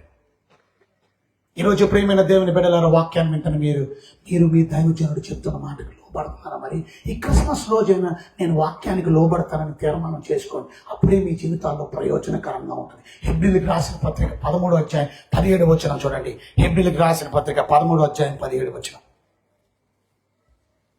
మీ పైన నాయకులుగా ఉన్నవారు, చూసారా, మీ పైన నాయకులుగా ఉన్నవారు, మీ పైన నాయకులుగా ఉన్నవారు లెక్క అప్పు చెప్పవలసిన వారై మీ ఆత్మలను కాయిస్తున్నారు. అది మీ ఆత్మలను కాస్తున్నారు. వారి దుఃఖముతో ఆ పని చేస్తే మీకు నిష్ప్రయోజనము గనుక. పాస్టర్ గారుల గురించి చెప్తున్నాడు. మీ పైన నాయకులు అంటే ఎవరు? దైవజనులు. నాయకులుగా ఉన్నవారు లెక్కప్పు చెప్తున్నారు మీ గురించి. వారు దేవునికి లెక్క చెప్పాలి మీ ఆత్మల గురించి. కనుక వారి దుఃఖముతో ఏడిపించకండి, ఆమె బాధ పెట్టకండి. వారి వాక్యం చెప్పడానికి అవకాశం ఇవ్వండి, దేవుని మాటలు చెప్పడానికి అవకాశం ఇవ్వండి. వారు మాట విని వారికి లోబడించడం నా మాట రాసి ఉంది అక్కడ. ఆ పని చేసిన యెడల మీకు నిష్ప్రయోజనం గనుక. అలా కాదు, మొదటి మళ్ళా మీ పైన నాయకులుగా ఉన్నవారు లెక్క ఒప్ప చెప్పాల్సిన వారి వలె మీ ఆత్మలను కాయిస్తున్నారు. మీ ఆత్మలను కాసేవారు దైవజనులు అంటే వారు దుఃఖముతో, వాళ్ళు ఏడ్చుకొని చేసేలాగా చేయకండి. దుఃఖముతో ఆ పని చేస్తే చేసిన యెడల మీకు నిష్ప్రయోజనము గనుక. మీకు ప్రయోజనం ఉండదు, మీకు ఉపయోగం ఉండదు. వాళ్ళు ఏడ్చుకుంటూ మీ గురించి ప్రార్థన చేస్తే, వాళ్ళు ఏడ్చుకుంటూ సేవ చేస్తే, వాళ్ళు ఏడ్చుకుంటూ వాక్యం చెప్తే, ఇంకా మాట అన్నట్ల దుఃఖముతో కాక ఆనందంతో చేసి చదవండి. కనుక దుఃఖముతో కాక, అది వాళ్ళు దుఃఖముతో కాక ఆనందంతో చేయడం, ఆనందంతో వాళ్ళు సేవ చేసేలాగా వారి మాట విని వారికి లోబడి ఉండండి. గమనించండి, మరియకి నో అని చెప్పే అవకాశం ఉందా లేదా? నో అని చెప్పే అవకాశం ఉందా లేదా? ఇప్పుడు దూత వచ్చి చెప్పాడు, దయాప్రాప్తురాలా నీకు శుభం, ప్రభు నీకు తోడే ఉంటాడు, నీవు గర్భం ధరిస్తావు, నువ్వు కుమారుని కంటావు. డౌట్ వచ్చి ఇది ఎలా జరుగును? నేను పురుషుని ఇంకా ఎరగని దాన్ని, నేను పెళ్లి కూడా కాలేదు, ఎంగేజ్మెంట్ అయింది. గర్భవతి అయ్యేది పురుషుడు స్త్రీ కలయిక వల్ల కాదు, దేవుని శక్తి నిన్ను కమ్ముకుంటది. నువ్వు ఆ రకంగా గర్భం ధరిస్తావు, పుట్టబోయేవాడు దైవ కుమారుడు అని చెప్పినప్పుడు ఎస్ అని అమ్మ చెప్పొచ్చు, నో అని కూడా చెప్పొచ్చు. నో అని చెప్తే ఎవరు బాధపడతారు? నో అని చెప్పే అవకాశం ఉందా లేదా? లేదా ఉందా? ఏదో ఒకటి చెప్పండి అమ్మా. ఉందే. You got a chance man. You can say yes or you can say no. ఎందుకంటే నీకు దేవుడు లిబర్టీ ఇచ్చాడు, నీకు ఫ్రీడమ్ ఇచ్చాడు, నీకు స్వేచ్ఛని ఇచ్చాడు.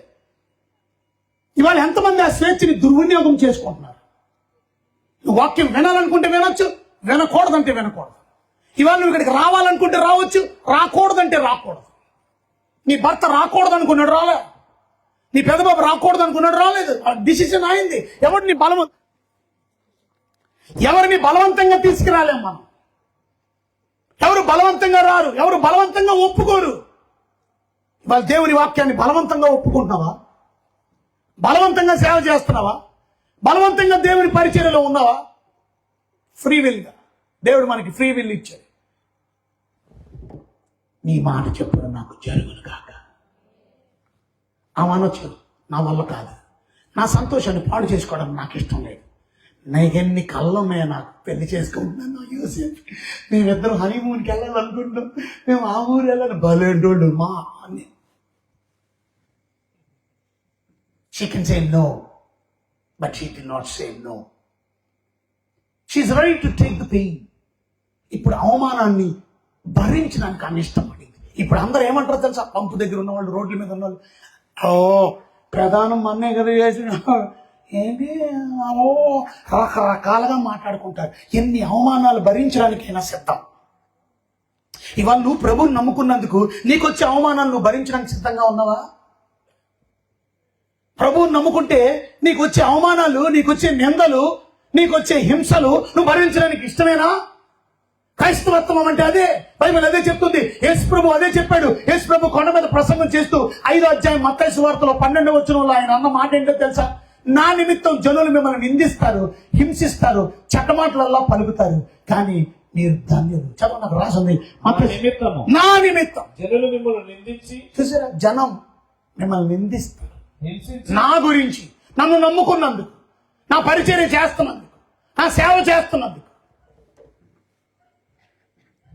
నేను నా 18వ సంవత్సరంలో పాస్టర్ అయ్యాను. నేను యంగ్ బాయ్. అప్పుడు నేను ఇంజనీరింగ్ చదువుతున్నాను. నాది విశాఖపట్నం. నేను విజయవాడ వచ్చింది ఇంజనీరింగ్ చదువుకోవడానికి. నేను ఇప్పుడు ఇంజనీరింగ్ కాదు, 33 సంవత్సరాల క్రితం ఇంజనీరింగ్. నేను ఇప్పుడున్న ఇంజనీర్లకి విలువ లేదు. బోల్డ్ కాలేజీలు వచ్చేసి ఆ దినాల్లో ఆంధ్ర, తెలంగాణ 2 రాష్ట్రాలకి కలిపి 20 నుంచి 30 కాలేజీలు ఉండేవి. సీటు దొరకడం కూడా కష్టం. ఇంజనీర్ అంటే చాలా గొప్ప పేరు ఉండేది. ఇంజనీరింగ్ చదవడానికి వచ్చాను నేను. దేవుని సేవకుడిగా ఒక పక్కన సేవ, ఒక పక్కన చదువుతూ సేవ ప్రారంభించాను. నా 2nd ఇయర్లోనే మొదటి చర్చి కట్టాను నేను. ఇవాళ మా చర్చిలు ప్రపంచంలో ఉన్నాయి, అమెరికాలో ఉన్నాయి. SAC మినిస్ట్రీస్ అంటే సాయన్ అసెంబ్లీ చర్చ్ మినిస్ట్రీస్ అమెరికాలో, హార్వెస్ట్ ఇంటర్నేషనల్ మినిస్ట్రీస్ అని వాళ్ళు మా మినిస్ట్రీలో పని చేస్తున్నారు. కెనడాలో ఉంది, ప్రపంచ దేశాల్లో మా దగ్గర పని చేసేవాళ్ళు. నేను ఊహించలా ఇది ప్రపంచానికి తీసుకెళ్ళి. నేను మొన్న వచ్చాను అమెరికా నుంచి, ఆగస్ట్ నెలలో వెళ్ళిపోయి మొన్న నవంబర్ 19వ తారీఖు వచ్చాను. 2-3 వారాలు అయింది. అక్కడ అమెరికాలో దేవుని వాక్యాన్ని బోధించి అక్కడ ఇంగ్లీష్ స్పీకింగ్ చర్చెస్కి చెప్పి. అయితే ఎందుకు ఈ మాట చెప్తున్నానంటే, నేను సేవలో మొదలు వచ్చినప్పుడు నాకు సరైన చర్చ్ కూడా లేదు. కానీ దేవుడు, నేను స్టూడెంట్ నేనప్పుడు, కానీ దేవుడు సంఘం ప్రారంభించమన్నాడు. ఒక పాక కట్టాను నేను. కట్టిక నేల మీద పడుకునేవాడిని, అన్నీ ఉండి. అనేక రోజులు తిండి లేని రోజులు గడిపాను. ప్రభు మీద విశ్వాసం, నమ్మకం. చూసారా? కానీ ఎందుకు చెప్తున్నాను ఈ మాటలంటే, ఆ రోజు ఆ చర్చ్కి వచ్చినటువంటి వారు కొంతమంది సరైన బాత్రూమ్లు లేక ఆ రోడ్డు మీద వాళ్ళు యూరిన్ టాయిలెట్స్ అన్ని పోస్తూ ముసలోళ్ళు అయిపోయారు. కొంతమంది ముసలోళ్ళు చేస్తే ఆ వెనకాల ఉన్న వాళ్ళు అందరూ గొడవకు వచ్చారు, పోలీస్ కంప్లైంట్ ఇచ్చారు. ఈ అన్నిటికీ చాలదన్నట్టు నన్ను బూతులు తిట్టింది ఒక ఆమె. ఏమని తెలుసా? ఏ కుక్క అని. నేను చిన్నప్పుడే బాక్సింగ్ క్లబ్ నేర్చుకుని బాక్సింగ్ కావాలని గొడవపడి కొడిసేవాడిని నేను ఇంతకుముందు, రక్షణ లేని ముందు. 8వ క్లాస్ నుంచి మంచి కోపం వచ్చేస్తుంది పక్క నుంచి. కానీ ఇప్పుడు ఎవరు? నేను దేవుని బిడ్డని, సేవకుడిని. నేను అనగలను తండ్రి అని. కానీ నాకు దేవుని వాక్యం గుర్తొచ్చింది. ఏమనే తెలుసా? నా నిమిత్తం జనులు మిమ్మల్ని ఏం చేస్తారు? నిందిస్తారు, హింసిస్తారు, అబద్ధంగా చెడ్డ మాటలలో పలుకుతారు, కానీ మీరు ధన్యులు. మీరేం చేయాలా? సంతోషించి ఆనందించండి, మీ పరలోకమందు మీ ఫలము అధికమగును. గట్టిగా చెప్పట్లు కొట్టండి. ఇవాళ ఎంతమంది మరియలాగా నిందలైనా భరించడానికి ఇష్టపడుతున్నారు, ప్రభువుని మొయ్యడానికి ఇష్టపడుతున్నారు. నేను కూర్చున్న యవనస్తులు ఉన్నారు మీరు ఇక్కడ. ఎంతమంది అమ్మాయిలు ప్రభువుని మోస్తారు చెప్పండి? Are you ready to carry Jesus? Yesu ప్రభు ఇవాళ నీ గర్భములో పుట్టకపోవచ్చు, కానీ యేసు ప్రభు అడుగుతున్నాడు, నీ గర్భం నాకు ఇస్తావా అని అడగట్లా, నీ హృదయం నాకు ఇస్తావా అని అడుగుతున్నాడు. ఓ అమ్మాయి, ఓ యవనస్తురాలా, ఓ యవనస్తుడు, ఓ బిడ్డ, ఓ సహోదరి, ఓ సహోదరుడా, నీ హృదయం నాకు ఇస్తావా అని అడుగుతున్నాడు. Can you give your heart to Jesus? Yesu ప్రభు నీ హృదయం ఇవ్వగలవా? మరియ తన గర్భాన్ని ఇచ్చింది. నేను మోస్తాను ప్రభు. ప్రభువుని మోయగలుగుతున్నారా? మోస్తే మీకు వచ్చే ఆనందం వేరు. మోస్తే మీకు వచ్చే సంతోషం వేరు. ఇవాళ నా ప్రభువుని సేవకుడిగా 33 సంవత్సరాల నుంచి మోస్తున్నాను నేను. I'm in the ministry and pastor for the last 33 years. 33 సంవత్సరాలు పాస్టర్. ఇంటర్నేషనల్ గా ప్రపంచం అంతా తిరిగి వాక్యం చెప్తాను. ఒక సర్వెంట్ గా నాకు విలువ ఎక్కడి నుంచి వస్తుంది? యేసు ప్రభువుని మోస్తున్నాను గనుక. లేకపోతే నాకేం విలువ? నేను కోట్ వేసుకున్నందుకు విలువ రాదు. నా విలువ దేని బట్టి వస్తుందంటే యేసు ప్రభువుని మోస్తున్నందుకు. ఆ గాడిద మీద యేసు ప్రభు కూర్చున్నాడు కనుక ఆ గాడిదకి విలువ వచ్చింది. ఆ గాడిదకి బట్టలు పరుస్తున్నారు, ఆ గాడిదకి చేపలు పరుస్తున్నారు. ఆ గాడిద నేల మీద మోపకూడదంట కాలు. ఆ మట్టి మీద కాలు మోపొద్దు గాడిద. నువ్వు బట్టల మీద, ఇదిగో మా దుప్పట్ల మీద, పరుపుల మీద నువ్వు కాలు మోపు. ఈ గాడిదకి బుర్ర పనిచేయట్లేదు. ఏంటి ఇంత గౌరవం నాకు? ఏంటి నాకు ఇంత ఘనత? ఏంటి ఇంత కొమ్మలేసి? ఏంటి కారణం? పైన ఎవరున్నారు? యేసు ప్రభుని మోస్తే నీకు వచ్చే ఘనత వేరు. పెద్ద పెద్ద బిజినెస్ మ్యాగ్నెట్స్ అమెరికా దేశంలో నాకు డ్రైవర్లుగా పనిచేస్తారు. నాకు డ్రైవర్లుగా. అది నా గొప్పతనం కాదు, నాలో ఉన్న యేసు ప్రభువుని బట్టి నాకు వచ్చే గౌరవం. ప్రపంచ దేశాలు ఎక్కడికి వెళ్ళినా వాళ్ళు, నేను మీతో చెప్తున్నా, దేవుడు మీకు అదే గౌరవాన్ని ఇవ్వగలడు. మోస్తావు మరి. ఇవాళ కూడా ఇన్ని వేల సంవత్సరాలు అయిపోయినా మరియమ్మ గురించి ఎందుకు గుర్తు చేసుకుంటున్నావు? మరియమ్మని ఎందుకు ధన్యురాలు అంటున్నావు? ఎందుకంటే మరియమ్మ మోసింది కనుక. తను మోయడానికి ఇష్టపడుతున్నావా? Are you ready to carry Jesus? ఇందాక సహోదరి చెప్పింది, నేను వెళ్ళి చెప్పానని. నువ్వు క్యారీ చేస్తే, నువ్వు చెప్తే వింటారు. నువ్వు ప్రభువు లేకుండా చెప్పిన విన్నా ఉపయోగం లేదు. ఈరోజు నేను ముగించే ముందు జాగ్రత్తగా మీరు ఆలకిస్తే, మరియ ధైర్యంతో దేవుని మాట విని లోబడింది.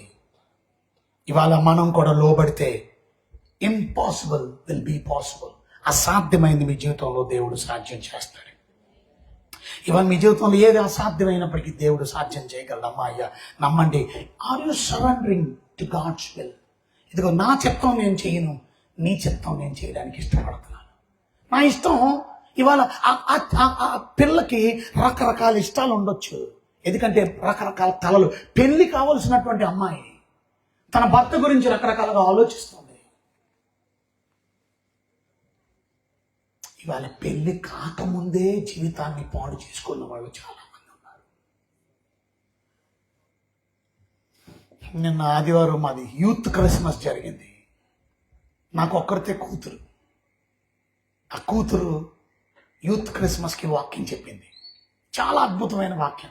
నాకే ఎంట్రికలు నెక్కబోడ్చినాయి, గూస్ బాంబ్స్ వచ్చినాయి. బ్యూటిఫుల్గా చెప్పింది వాక్యం. ఆమె చెప్తూ అనేది చాలా మాటలు చెప్పింది, కానీ ఒక మాట నాకు బాగా ఆకర్షించింది. ఆమె చెప్పింది మరియ గురించి 2 దగ్గర రాదు, కన్యక కన్యక. ఇవాళ ఎంతమంది పెళ్లి కాకముందే నీ కన్యత్వాన్ని పోగొట్టుకునే వాళ్ళు ఉన్నారు. ఆమె చెప్పింది, మా అమ్మాయి ఢిల్లీలోని ఒక టీవీ ఇంటర్వ్యూ చేస్తూ, ఆ ఇంటర్వ్యూలోనంట ఆ వచ్చినటువంటి ఇంటర్మీడియట్ డిగ్రీ అమ్మాయిలతో మాట్లాడుతూ ఆ విలేకరి, ఆ ఎడిటర్ అడిగాడంట, మీలో ఎంతమంది కన్యత్వాన్ని పోగొట్టుకున్న వాళ్ళు ఉన్నారు? మీలో ఎంతమంది కన్యత్వాన్ని కలిగిన వారు ఉన్నారు? 98% మంది. అదే 100 మంది అక్కడ వస్తే 98 మంది ఇద్దరు తప్ప మాకు కన్యత్వం లేదన్నాడు. ధైర్యంగా చెప్తున్నారంట, మేము కన్యత్వం పోగొట్టుకున్నాం. అంటే పెళ్లి కాకముందే అఫైర్లు, పెళ్లి కాకముందే బాయ్ ఫ్రెండ్స్, పెళ్లి కాకముందే ఆల్తో ఈల్తో జోడి, పెళ్లి కాకముందే సెక్స్. దుర్మార్గం. ఇది క్రిస్మసా? ఇది ఆనందమా? తప్పుడు జీవితాలకు అలవాటు అయిపోయి ఇవాళ సెల్ ఫోన్లలో చూడకూడని నగ్న దృశ్యాలు. యవనస్తులైనటువంటి బాలికలు, యవనస్తులైన బాలులు. ఎంత పాడైపోతుంది సమాజం. సో కాల్డ్ క్రిస్టియన్స్ అంటున్నాం, బ్రతుకులో మార్పు లేదు, ఇంకా రక్షణ కార్యం జరగల, ఇంకా మారు మనసు లేదు, ఇంకా పాప క్షమాపణ లేదు, ఇంకా విశ్వాసం కలిగి జీవించడంలా. మరి ఎలాగ ఉన్నారా? కన్యత్వాన్ని పోగొట్టుకోకుండా పరిశుద్ధమైన జీవితాన్ని జీవించగలిగిన ఉన్నారా? ఇప్పటికైనా కనీసం నీ జీవితాన్ని బాగు చేసుకోవడానికి ఇష్టపడుతున్నావా? ఇప్పటికైనా నీ జీవితాన్ని సరి చేసుకోవడానికి ఇష్టపడుతున్నావా? ఒకరోజు నేను గవర్నమెంట్ హాస్పిటల్లో ప్రార్థన చేయడానికి వెళ్తే, ఆ గవర్నమెంట్ హాస్పిటల్లో నేను ఆ సహోదరికి ప్రార్థన చేసి వచ్చేస్తుంటే, అయ్యగారు కొంచెం ఎదుర్కొంటా బిడ్డలు కూడా చెయ్యండి అయ్యగారు. వాళ్ళు ఎవరో నాకు తెలియదు కదమ్మా. అయ్యగారు ప్లీజ్ కొంచెం చేయండి, ఆ అబ్బాయికి 22 సంవత్సరాలు, కానీ నడవలేకపోతున్నాడు, నిలబడలేకపోతున్నాడు. సరే నేను ఎక్కడ బెడ్ దగ్గరికి వెళ్ళి ప్రార్థన చేయడానికి వెళ్తే అప్పటికే ఆయనకి టాయిలెట్ వచ్చింది. ఆయన బాత్రూమ్కి తీసుకెళ్తాడు. వాళ్ళ అమ్మ బాత్రూమ్కి తీసుకెళ్తుంది. వాళ్ళ అమ్మ మీద చెయ్యి ఇలా వేసాడు, 22 సంవత్సరాలు కుర్రాడు. వాళ్ళ అమ్మ మీద ఒక చెయ్యేసి ఇంకొకరి మీద చెయ్యేసి నడవలేక ఇలా నడుస్తూ ఒక కాలు తీసి కాలు పెట్టట్లా, కాలు ఈడుస్తున్నాడు. చందంగా అయిపోయాడు. ఆయన బాత్రూంలోకి వెళ్ళినప్పటికల్లా ఏంటి ప్రాబ్లము, ఏంటి జబ్బు, ఏంటి సమస్య అంటే చాలా మంది ఆడపిల్లల్ని పాడు చేశాడంటండి. ఆయనకి HIV వచ్చింది, ఎయిడ్స్ అంటండి. పెళ్లి కాకముందే వాళ్ళ ఆడవాళ్ళు కూడా ఎలాగుంటారు తెలుసా, ఒక బాయ్ ఫ్రెండ్ కాబట్టి 3-4 మెయింటైన్ చేస్తున్నారు బాయ్ ఫ్రెండ్స్. మళ్ళీ వీళ్ళు ఆదివారం చర్చికి పోయేవాళ్ళు. ఆదివారం ముసుకేసి స్తోత్రం స్తోత్రం అంటారు. ఒకసారి మీరు ఆలోచించండి, మన పిల్లలు ఎలాగున్నారు, మన భవిష్యత్తు ఎలాగుంది, దేవుడికి ఇష్టంగా బ్రతుకుతున్నావా? క్రిస్మస్ అంటే అది. మనం పూర్తిగా మారి కుటుంబం అంతా ప్రభు అనే విశ్వాసం ఉంచి ప్రభు మాటకు లోబడినప్పుడు, ప్రభు చిత్తాన్ని చేసినప్పుడు, నా ఇష్టం చేయను నేను. I'm not going to do my will. I'm going to do your will, Lord. నా చిత్తం చేయను, తన ఇష్టం. బోల్డ్ రకాల ఆలోచనలు ఉన్నాయి. కానీ ఆ పిల్ల చెప్పింది, ఆ మరియమ్మ చెప్పింది, చిన్న పిల్ల అమ్మాయి 13, 14, 15 సంవత్సరాలు ఉంటే అంతే, చిన్న పాప, ఆ గడిచిన యవనస్తురాలు అంటుంది నీ చిత్తం. ఇవాళ ఎంతమంది ఉన్నారు, నీ చిత్తం.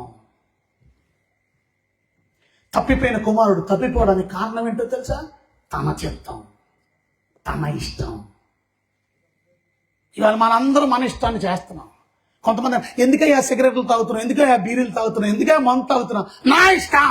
నువ్వు ఇస్తున్నావు డబ్బులు, నేను ఇవ్వకపోయినంత మాత్రం నీ ఇష్టం కాదు, చేయకూడదు. నా ఇష్టం. ఇవాళ మన ఇష్టాన్ని చేయడం వల్ల దేవునికి మనం దుఃఖం కలిగిస్తున్నాం. నా ఇష్టం. ఇవాళ బోల్డ్ డ్రామాలు, సినిమాలు ఇవన్నీ చూసి ఏం నేర్చుకున్నారు? భర్త వెళ్ళిపోగానే ఆ భార్య ఇంకొకరితో అక్రమ సంబంధాలు కలిగి ఉండడం, భార్య వెళ్ళిపోగానే భర్తతో ఇంకో ఈ భర్త ఏదో సరిగా ఉంటాడా, వీడు ఇంకొక ఆఫీసులో ఇంకొక అమ్మాయిని మెయింటైన్ చేస్తాడు. పాపం విపరీతంగా పెరిగిపోయింది. ఈ పాపాలే చూశాను. మొన్నసారి నేను అమెరికాలో చూశాను, కెనడాలో చూశాను, ప్రపంచ దేశాల్లో. ఇండియాలో నేను చూడలేదు. కానీ ఈ మధ్యన నాకు ఎవడో ఒకడు ఫేస్బుక్లో నుంచి లింక్ పంపించి చూపిస్తే అందులో ఏమని తెలుసా, ఒక 2 మగోళ్ళు మాట్లాడుకుంటున్నారు. ఒక ఎడిటర్ వాళ్ళని ఇంటర్వ్యూ చేస్తున్నాడు. ఈయన అంటున్నాడు, ఈ లేకుండా నేను బతకలేను అంటున్నాడు. అప్పుడు ఆ ఎడిటర్ అంటున్నాడు, అయితే పెళ్లి చేసుకుంటావా? నేను తప్పక పెళ్లి చేసుకుంటా. అయితే మంగళసూత్రం తీసుకున్నా, మంగళసూత్రం ఇస్తే ఆ మంగళసూత్రం కట్టడానికి వెళ్ళిపోతాడు రెడీగా. ఎవరికి? ఒక కుర్రోడికి. ఒక కుర్రోడు మీరు కొత్తగా ఉందేమో, కుర్రోడు పెళ్లి చేసుకుంటున్నారు. ఒక ఆడపిల్ల పెళ్లి చేసుకుంటున్నారు. పాపం ఎంత విపరీతంగా పెరిగిపోయిందో చూడండి, ఎంత దౌర్భాగ్యం అయిపోయిందో చూడండి లోకం. ఈ పాపం నుండి విడిపించడానికే పరమేశ్వరుడు ఈ భూలోకానికి వచ్చాడు. కానీ ఇంకా పాపంలోనే ఉన్నావా నువ్వు కూడా, నీ కుటుంబం కూడా. ఇవాళ ఈ మీటింగ్ అందుకనే, ఈ వాక్యం అందుకనే, మన జీవితాలు మార్చుకోవడానికి, మన జీవితాన్ని పరిపూర్ణంగా రక్షణలో ముందుకు కొనసాగడానికి ఆ ప్రభువు రాకడ కొరకు సిద్ధపడ్డాడు. ప్రభు నా చిత్తం కాదు నీ చిత్తమే, నా ఇష్టం కాదు నీ ఇష్టమే. దూతతో చెప్పిన మాట, నీ చిత్తం, నువ్వు చెప్పినట్టు జరుగును కాక. నీ చెప్పినట్టే నేను గర్భం ధరించడానికి ఇష్టపడుతున్నా, మోయడానికి ఇష్టపడుతున్నాను, ఆ ప్రభుని కనడానికి ఇష్టపడుతున్నాను. బాబా ఆ యవనస్తుడైన యోసేపు కూడా ఎంత మంచివాడనంటే తన భార్యను విడనాడని ఉద్దేశించాడు, కానీ అవమానపరచడం ఇష్టపడలా. ఇవాళ ఉన్నారు అలాంటి కుర్రోళ్ళు, నీతిమంతులైన కుర్రోళ్ళు. గొడవ చేసేస్తారు. గొడవ చేయలా. దూత చెప్పగానే ఆమెకి ఆ దూత మాటకి గౌరవించి అన్నాడు, సరే నేను వెళ్ళి చేర్చుకుంటాను అని ఆ మరియను వెళ్ళి చేర్చుకున్నాడంట. భారీగా చేర్చుకున్నాడంట. ఇంకొకటి ఏంటో తెలుసా, చివరి మాట రాసింది అక్కడ 1వ అధ్యాయంలోని, ఎక్కడ అది మత్తయి సువార్తలోని, ప్రభువు దూత స్వప్నమందు అతనికి ప్రత్యక్షమై దావీదు కుమారుని యోసేపు నీ భార్య అయిన మరియను చేర్చుకున్నటకు భయపడకము, ఆమె గర్భము ధరించి పరిశుద్ధాత్మ వల్ల కలిగి ఆమె యొక్క కుమారుని కొనును, తన ప్రజలను వారి పాపం నుండి ఆయనే రక్షించును గనుక ఆయనకి యేసు అని పేరు పెట్టుదనను. ఇదిగో కన్యక గర్భవతి. 25 చదివేద్దాం చాలు. ఆమె కుమారుని కను వరకు ఆమెను ఇరుగుకుండెను. అంటే అర్థం తెలుసా నీకు? కుమారుణ్ణి కనే వరకు ఆమెని ముట్ల, ఆమెలో సెక్స్లో పాల్గొనలా. బాబ్బా, ఏం పరిశుద్ధమైన జీవితం. ఎందుకంటే పుట్టబోయేవాడు దైవ కుమారుడు. ఎంత కంట్రోల్. ఇవాళ మనలో సెల్ఫ్ కంట్రోల్ లేదు. అందరినీ కంట్రోల్ చేస్తాం, మనల్ని మనం కంట్రోల్ చేసుకోవాలి. సెల్ఫ్ కంట్రోల్, దాన్ని ఆశా నిగ్రహం అన్నారు. ఎంతమందిలో మీలో నిగ్రహ శక్తి ఉంది? తప్పు చేయకుండా మీరు నిగ్రహం చేసుకుంటున్నారా? నిగ్రహం ఉందా? ఆశని నిగ్రహించుకుంటున్నారా? కోరికను నిగ్రహించుకుంటున్నారా? అది దేవుని బిడ్డలు చేయవలసింది. ప్రతి ఒక్కడికి కోరికలు ఉంటాయి, ప్రతి ఒక్కడికి ఆశలు ఉంటాయి. ఆశ లేనివాడు ఎవడు లేడు. నువ్వు మనిషి అయితే తప్పక ఆశ ఉంటుంది. కానీ ఆశని నిగ్రహం ఉందా? అదుపు చేసుకుంటున్నావా కోరికని? లేక పాపంలో పడిపోతున్నావా? ఈ వ్యక్తి నిగ్రహంగా ఉన్నాడు. ఏం చేయి? ఆ అమ్మాయితో ఎరుగకుండాను. ఇవాళ ఇలా చెప్పుకుంటూ పోతే చాలా విషయాలు ఉన్నాయి, కానీ నేను ఒకటే మీతో చెప్పదలుచుకున్నది, దేవుని మాటలు విన్న మీరు ఒకసారి ఆలోచించుకోండి. ప్రభు అయిన యేసుక్రీస్తునందు విశ్వాసం ఉంచుతున్నారా? అంగీకరించడం అంటే అది అర్థం, విశ్వాసం ఉంచడం. If you believe in Jesus you will not perish. విశ్వాసం ఉంచువాడు నశింపడు, కానీ నిత్య జీవాన్ని అనుభవిస్తాడు, నిరంతరం బ్రతుకుతాడు. ఒకటి తెలుసా మీకు? నాకు సావు లేదు. I'm not going to die. అదేంటి అయ్యగారు మీరు చచ్చిపోరా? చచ్చిపోలేను. ఎందుకు? ఎందుకంటే యేసు ప్రభువుని నమ్ముకోగానే నాలో దేవుడు జీవాన్ని ఇచ్చాడు, నిత్య జీవం ఇచ్చాడు. నిత్యము జీవించడమే నిత్య జీవం అంటే అర్థం. నిత్యము జీవిస్తాను. అదేంటి మీరు చచ్చిపోరా? నేను ఈ లోకంలో కన్ను మోస్తాను ఒకరోజు, కానీ అక్కడ కన్ను తెరుస్తాను. నాకొక్కడికే కాదు, మీకు కూడా విశ్వాసం ఉంచితే మీరు కూడా ఇక్కడ కన్ను మోస్తారు, అక్కడ కన్ను తెరుస్తారు. నేను మొన్న అమెరికా వెళ్ళిపోయాను అన్నాను కదా. ఆగస్టు నెల నుంచి నేను కనబడలా. నేను చర్చిలో కనబడలేదు, మీటింగ్లో కనబడలేదు, ఎక్కడ కనబడలేదు. అప్పుడు జనాలు ఏమనుకుంటారు? అయ్యగారు ఏంటో కనపడలేదు, చచ్చిపోయి ఉంటాడు. కనబడలేనంత మాత్రం చచ్చిపోలేదు నేను. మీకు అర్థమైనా? కనబడలేనంత మాత్రం చచ్చిపోలేదు. 3-4 నెలలు కనబడలా. 4 నెలలు ఏడు మరి కనబడలే. కానీ ఇంకొక దేశంలో బతుకుతున్నాను నేను, ఇంకొక దేశంలో జీవిస్తున్నాను, ఇంకొక దేశంలో తిరుగుతున్నాను, ఇంకొక దేశంలో తింటున్నాను, ఇంకొక దేశంలో పడుకున్నాను, ఇంకొక దేశంలో నేను ప్రయాణాలు చేస్తున్నాను, ఇంకొక దేశంలో వాక్యం చెబుతున్నాను. ఇంకొక దేశం. ఇవాళ మనం కూడా అదే, ఇక్కడ కన్ను మోస్తాం. ఇంకొక దేశం, అదే పరలోకం. ఆ పరలోకం అనే దేశంలో మనం నివసిస్తాం. అదే ప్రభు చెప్పాడు, ఆ దొంగడుతున్నాడు, నేడు నీవు నాతో కూడా. అది అంటే ఏంటి? చచ్చిపోతున్నారు ఇద్దరు. ఆ దొంగడు చనిపోతున్నాడు, యేసు ప్రభు చనిపోతున్నాడు. కానీ ప్రభు చెప్పిన మాట అంటే నేడు నీవు నాతో కూడా ఎక్కడ ఉంటావు?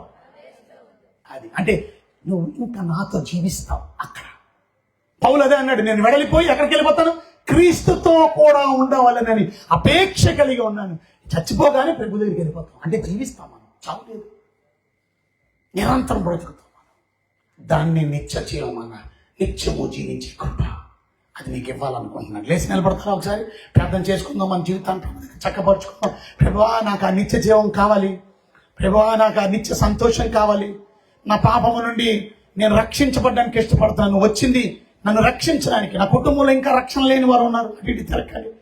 దయచేసి కళ్ళు మూసుకోండి, ప్రార్థన చేసుకోండి. ప్రభు దగ్గర మాట్లాడండి. మీ అబ్బాయి, మీ అమ్మాయి, మీ కొడుకు, ఇంకెవరు మారలేదు, మీ అన్నయ్య మారలేదేమో, వారి గురించి, రక్షణ గురించి ప్రార్థన చేస్తావా? ఇవాళ క్రిస్మస్, వారింట్లో కూడా సంతోషం వద్దా? వారి జీవితాల్లో కూడా సంతోషం వద్దా? ప్రార్థన చేసుకోండి. మీ జీవితాన్ని ప్రభు దగ్గర చక్కపరచుకోండి, తీర్మానం చేసుకోండి. ప్రార్థనలో ప్రభు దగ్గర మీరు అడగండి, ప్రభు ఇక్కడ నుంచి నేను నమ్మకంగా బ్రతుకుతాను, ఇక్కడ నుంచి యథార్థంగా బ్రతుకుతాను, నువ్వు వచ్చింది నన్ను రక్షించడానికి. మిమ్మల్ని అంగీకరించేవాడు నిత్య జీవము గలవాడు, అంగీకరింపని వాడు జీవము లేనివాడు, వాడు మృతుడు. నేను అంగీకరిస్తున్నాను. ఆయన ప్రార్థన చేసుకోండి. మీ గురించి ప్రార్థనలో పాస్టర్ రతన్ రాజు గారు నడిపిస్తారు. మీరు అందరూ కళ్ళు మూసుకొని తీర్మానం చేసుకొని ప్రార్థన చేసుకోండి. ఇందులో మాట ప్రార్థన చేసుకున్న ఒక్క నిమిషం. ప్రియమైన తల్లి, తండ్రి, తమ్ముడు, చెల్లి, ఒక్క నిమిషం ఈ రాత్రికాల సమయంలో మనల్ని మనం పరీక్షించుకుందాం. నిజమైన క్రిస్మస్ ఆనందాన్ని ఈ రాత్రి దేవుడు తన దాసుల ద్వారా మనకు చక్కగా తెలియపరిచి ఉన్నాడు. కాబట్టి ఒక్క నిమిషం మీరు మిమ్మల్ని పరీక్షించుకొని ఇంకా నీవు ప్రభుని అంగీకరించకపోతే ఈ రాత్రి ప్రభుని అంగీకరించడానికి ఇదే మంచి అనుకూలమైన సమయం. ఇశ్రాయేల్ ప్రజలు ఎప్పుడైతే మోషే చెప్పినట్టు చేశారో వారి జీవితంలో అద్భుత కార్యాన్ని, గొప్ప మెరాకిల్ని, వారి శత్రువులు ఎన్నడూ చూడలేని గొప్ప కార్యాన్ని దేవుడు చేశారు. ఎప్పుడైతే దైవజనుడు చెప్పినట్లుగా ఆ గొప్ప అధికారి నయమాను దేవుని సేవకుడు చెప్పిన మాట ఎప్పుడైతే విన్నాడో తన జీవితంలో ఎంతో గొప్ప ఆశీర్వాదాన్ని పొందుకున్నాడు కదా.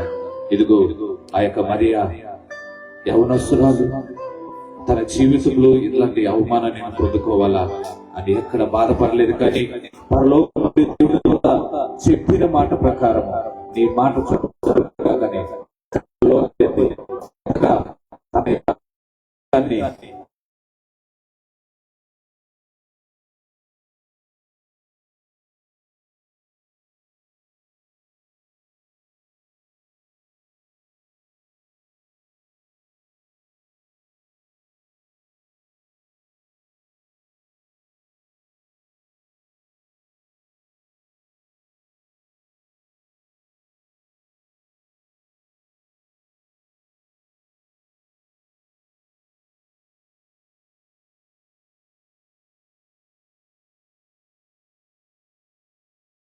కార్యం జరిగిస్తాడు, గొప్ప కార్యాలు. రాత్రి ఓ తమ్ముడా చెల్లి, ఇంకా నీ జీవితంలో ప్రభుని అంగీకరించకపోతే ఇదే మంచి అనుకూలమైన నిజమైన క్రిస్మస్ ఆనందాన్ని మన జీవితంలో దేవుడు చేస్తాడు. పరిశుద్ధుడు అయిన తండ్రి, ప్రేమ కలిగిన ప్రభువా, ఈ రాత్రి నీ దాసుల్ని నిలబెట్టుకుని ఈ గడ్డ మురుగు గ్రామంలో నీ విత్తబడిన వాక్యాన్ని బట్టి నీకు వందనాలు ప్రభు. నిజమే, పరలోకం నుండి ఆయన మీరు ఇచ్చిన వర్తమానాన్ని మీ దాసుడు ఈ గ్రామానికి అందించినాడు ప్రభువా.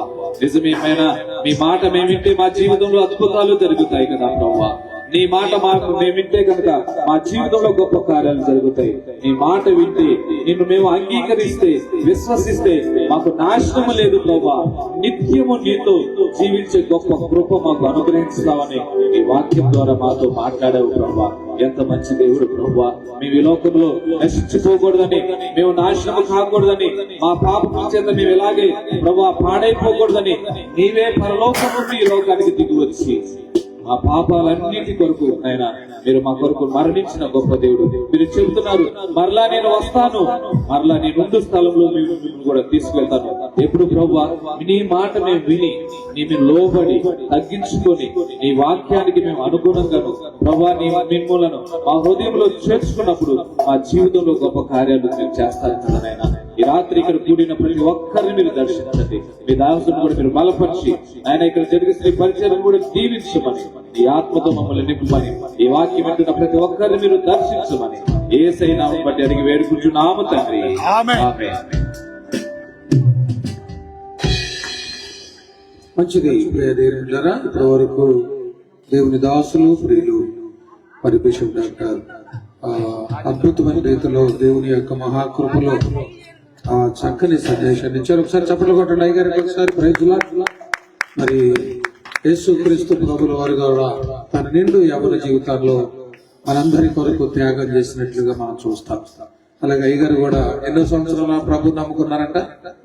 18వ సంవత్సరంలో. చప్పట్లు కొట్టండి ఒకసారి. యవ్వన కాలమందు యెహోవా కాడి బయట నరునికి మేలు. కాబట్టి యవ్వన ప్రాయంలోనే దేవుని అంగీకరించారు కాబట్టి స్వదేశంలో విదేశాల్లో కూడా మరి అద్భుతమైనటువంటి పరిచర్య దేవుడు జరిగించడం కొరకు అయ్యగారిని వాడుకుంటున్న విధానం బట్టి ఆ దీవెనలు వారి మీద అనుగ్రహించబడ్డాయి. అది వారి కుమార్తె యవనస్తురాలు యూత్ మీటింగ్ లో చక్కని సందేశాన్ని ఇవ్వటం కొరకు దేవుడు ఎంతో వాడుకున్నారు. Praise lord.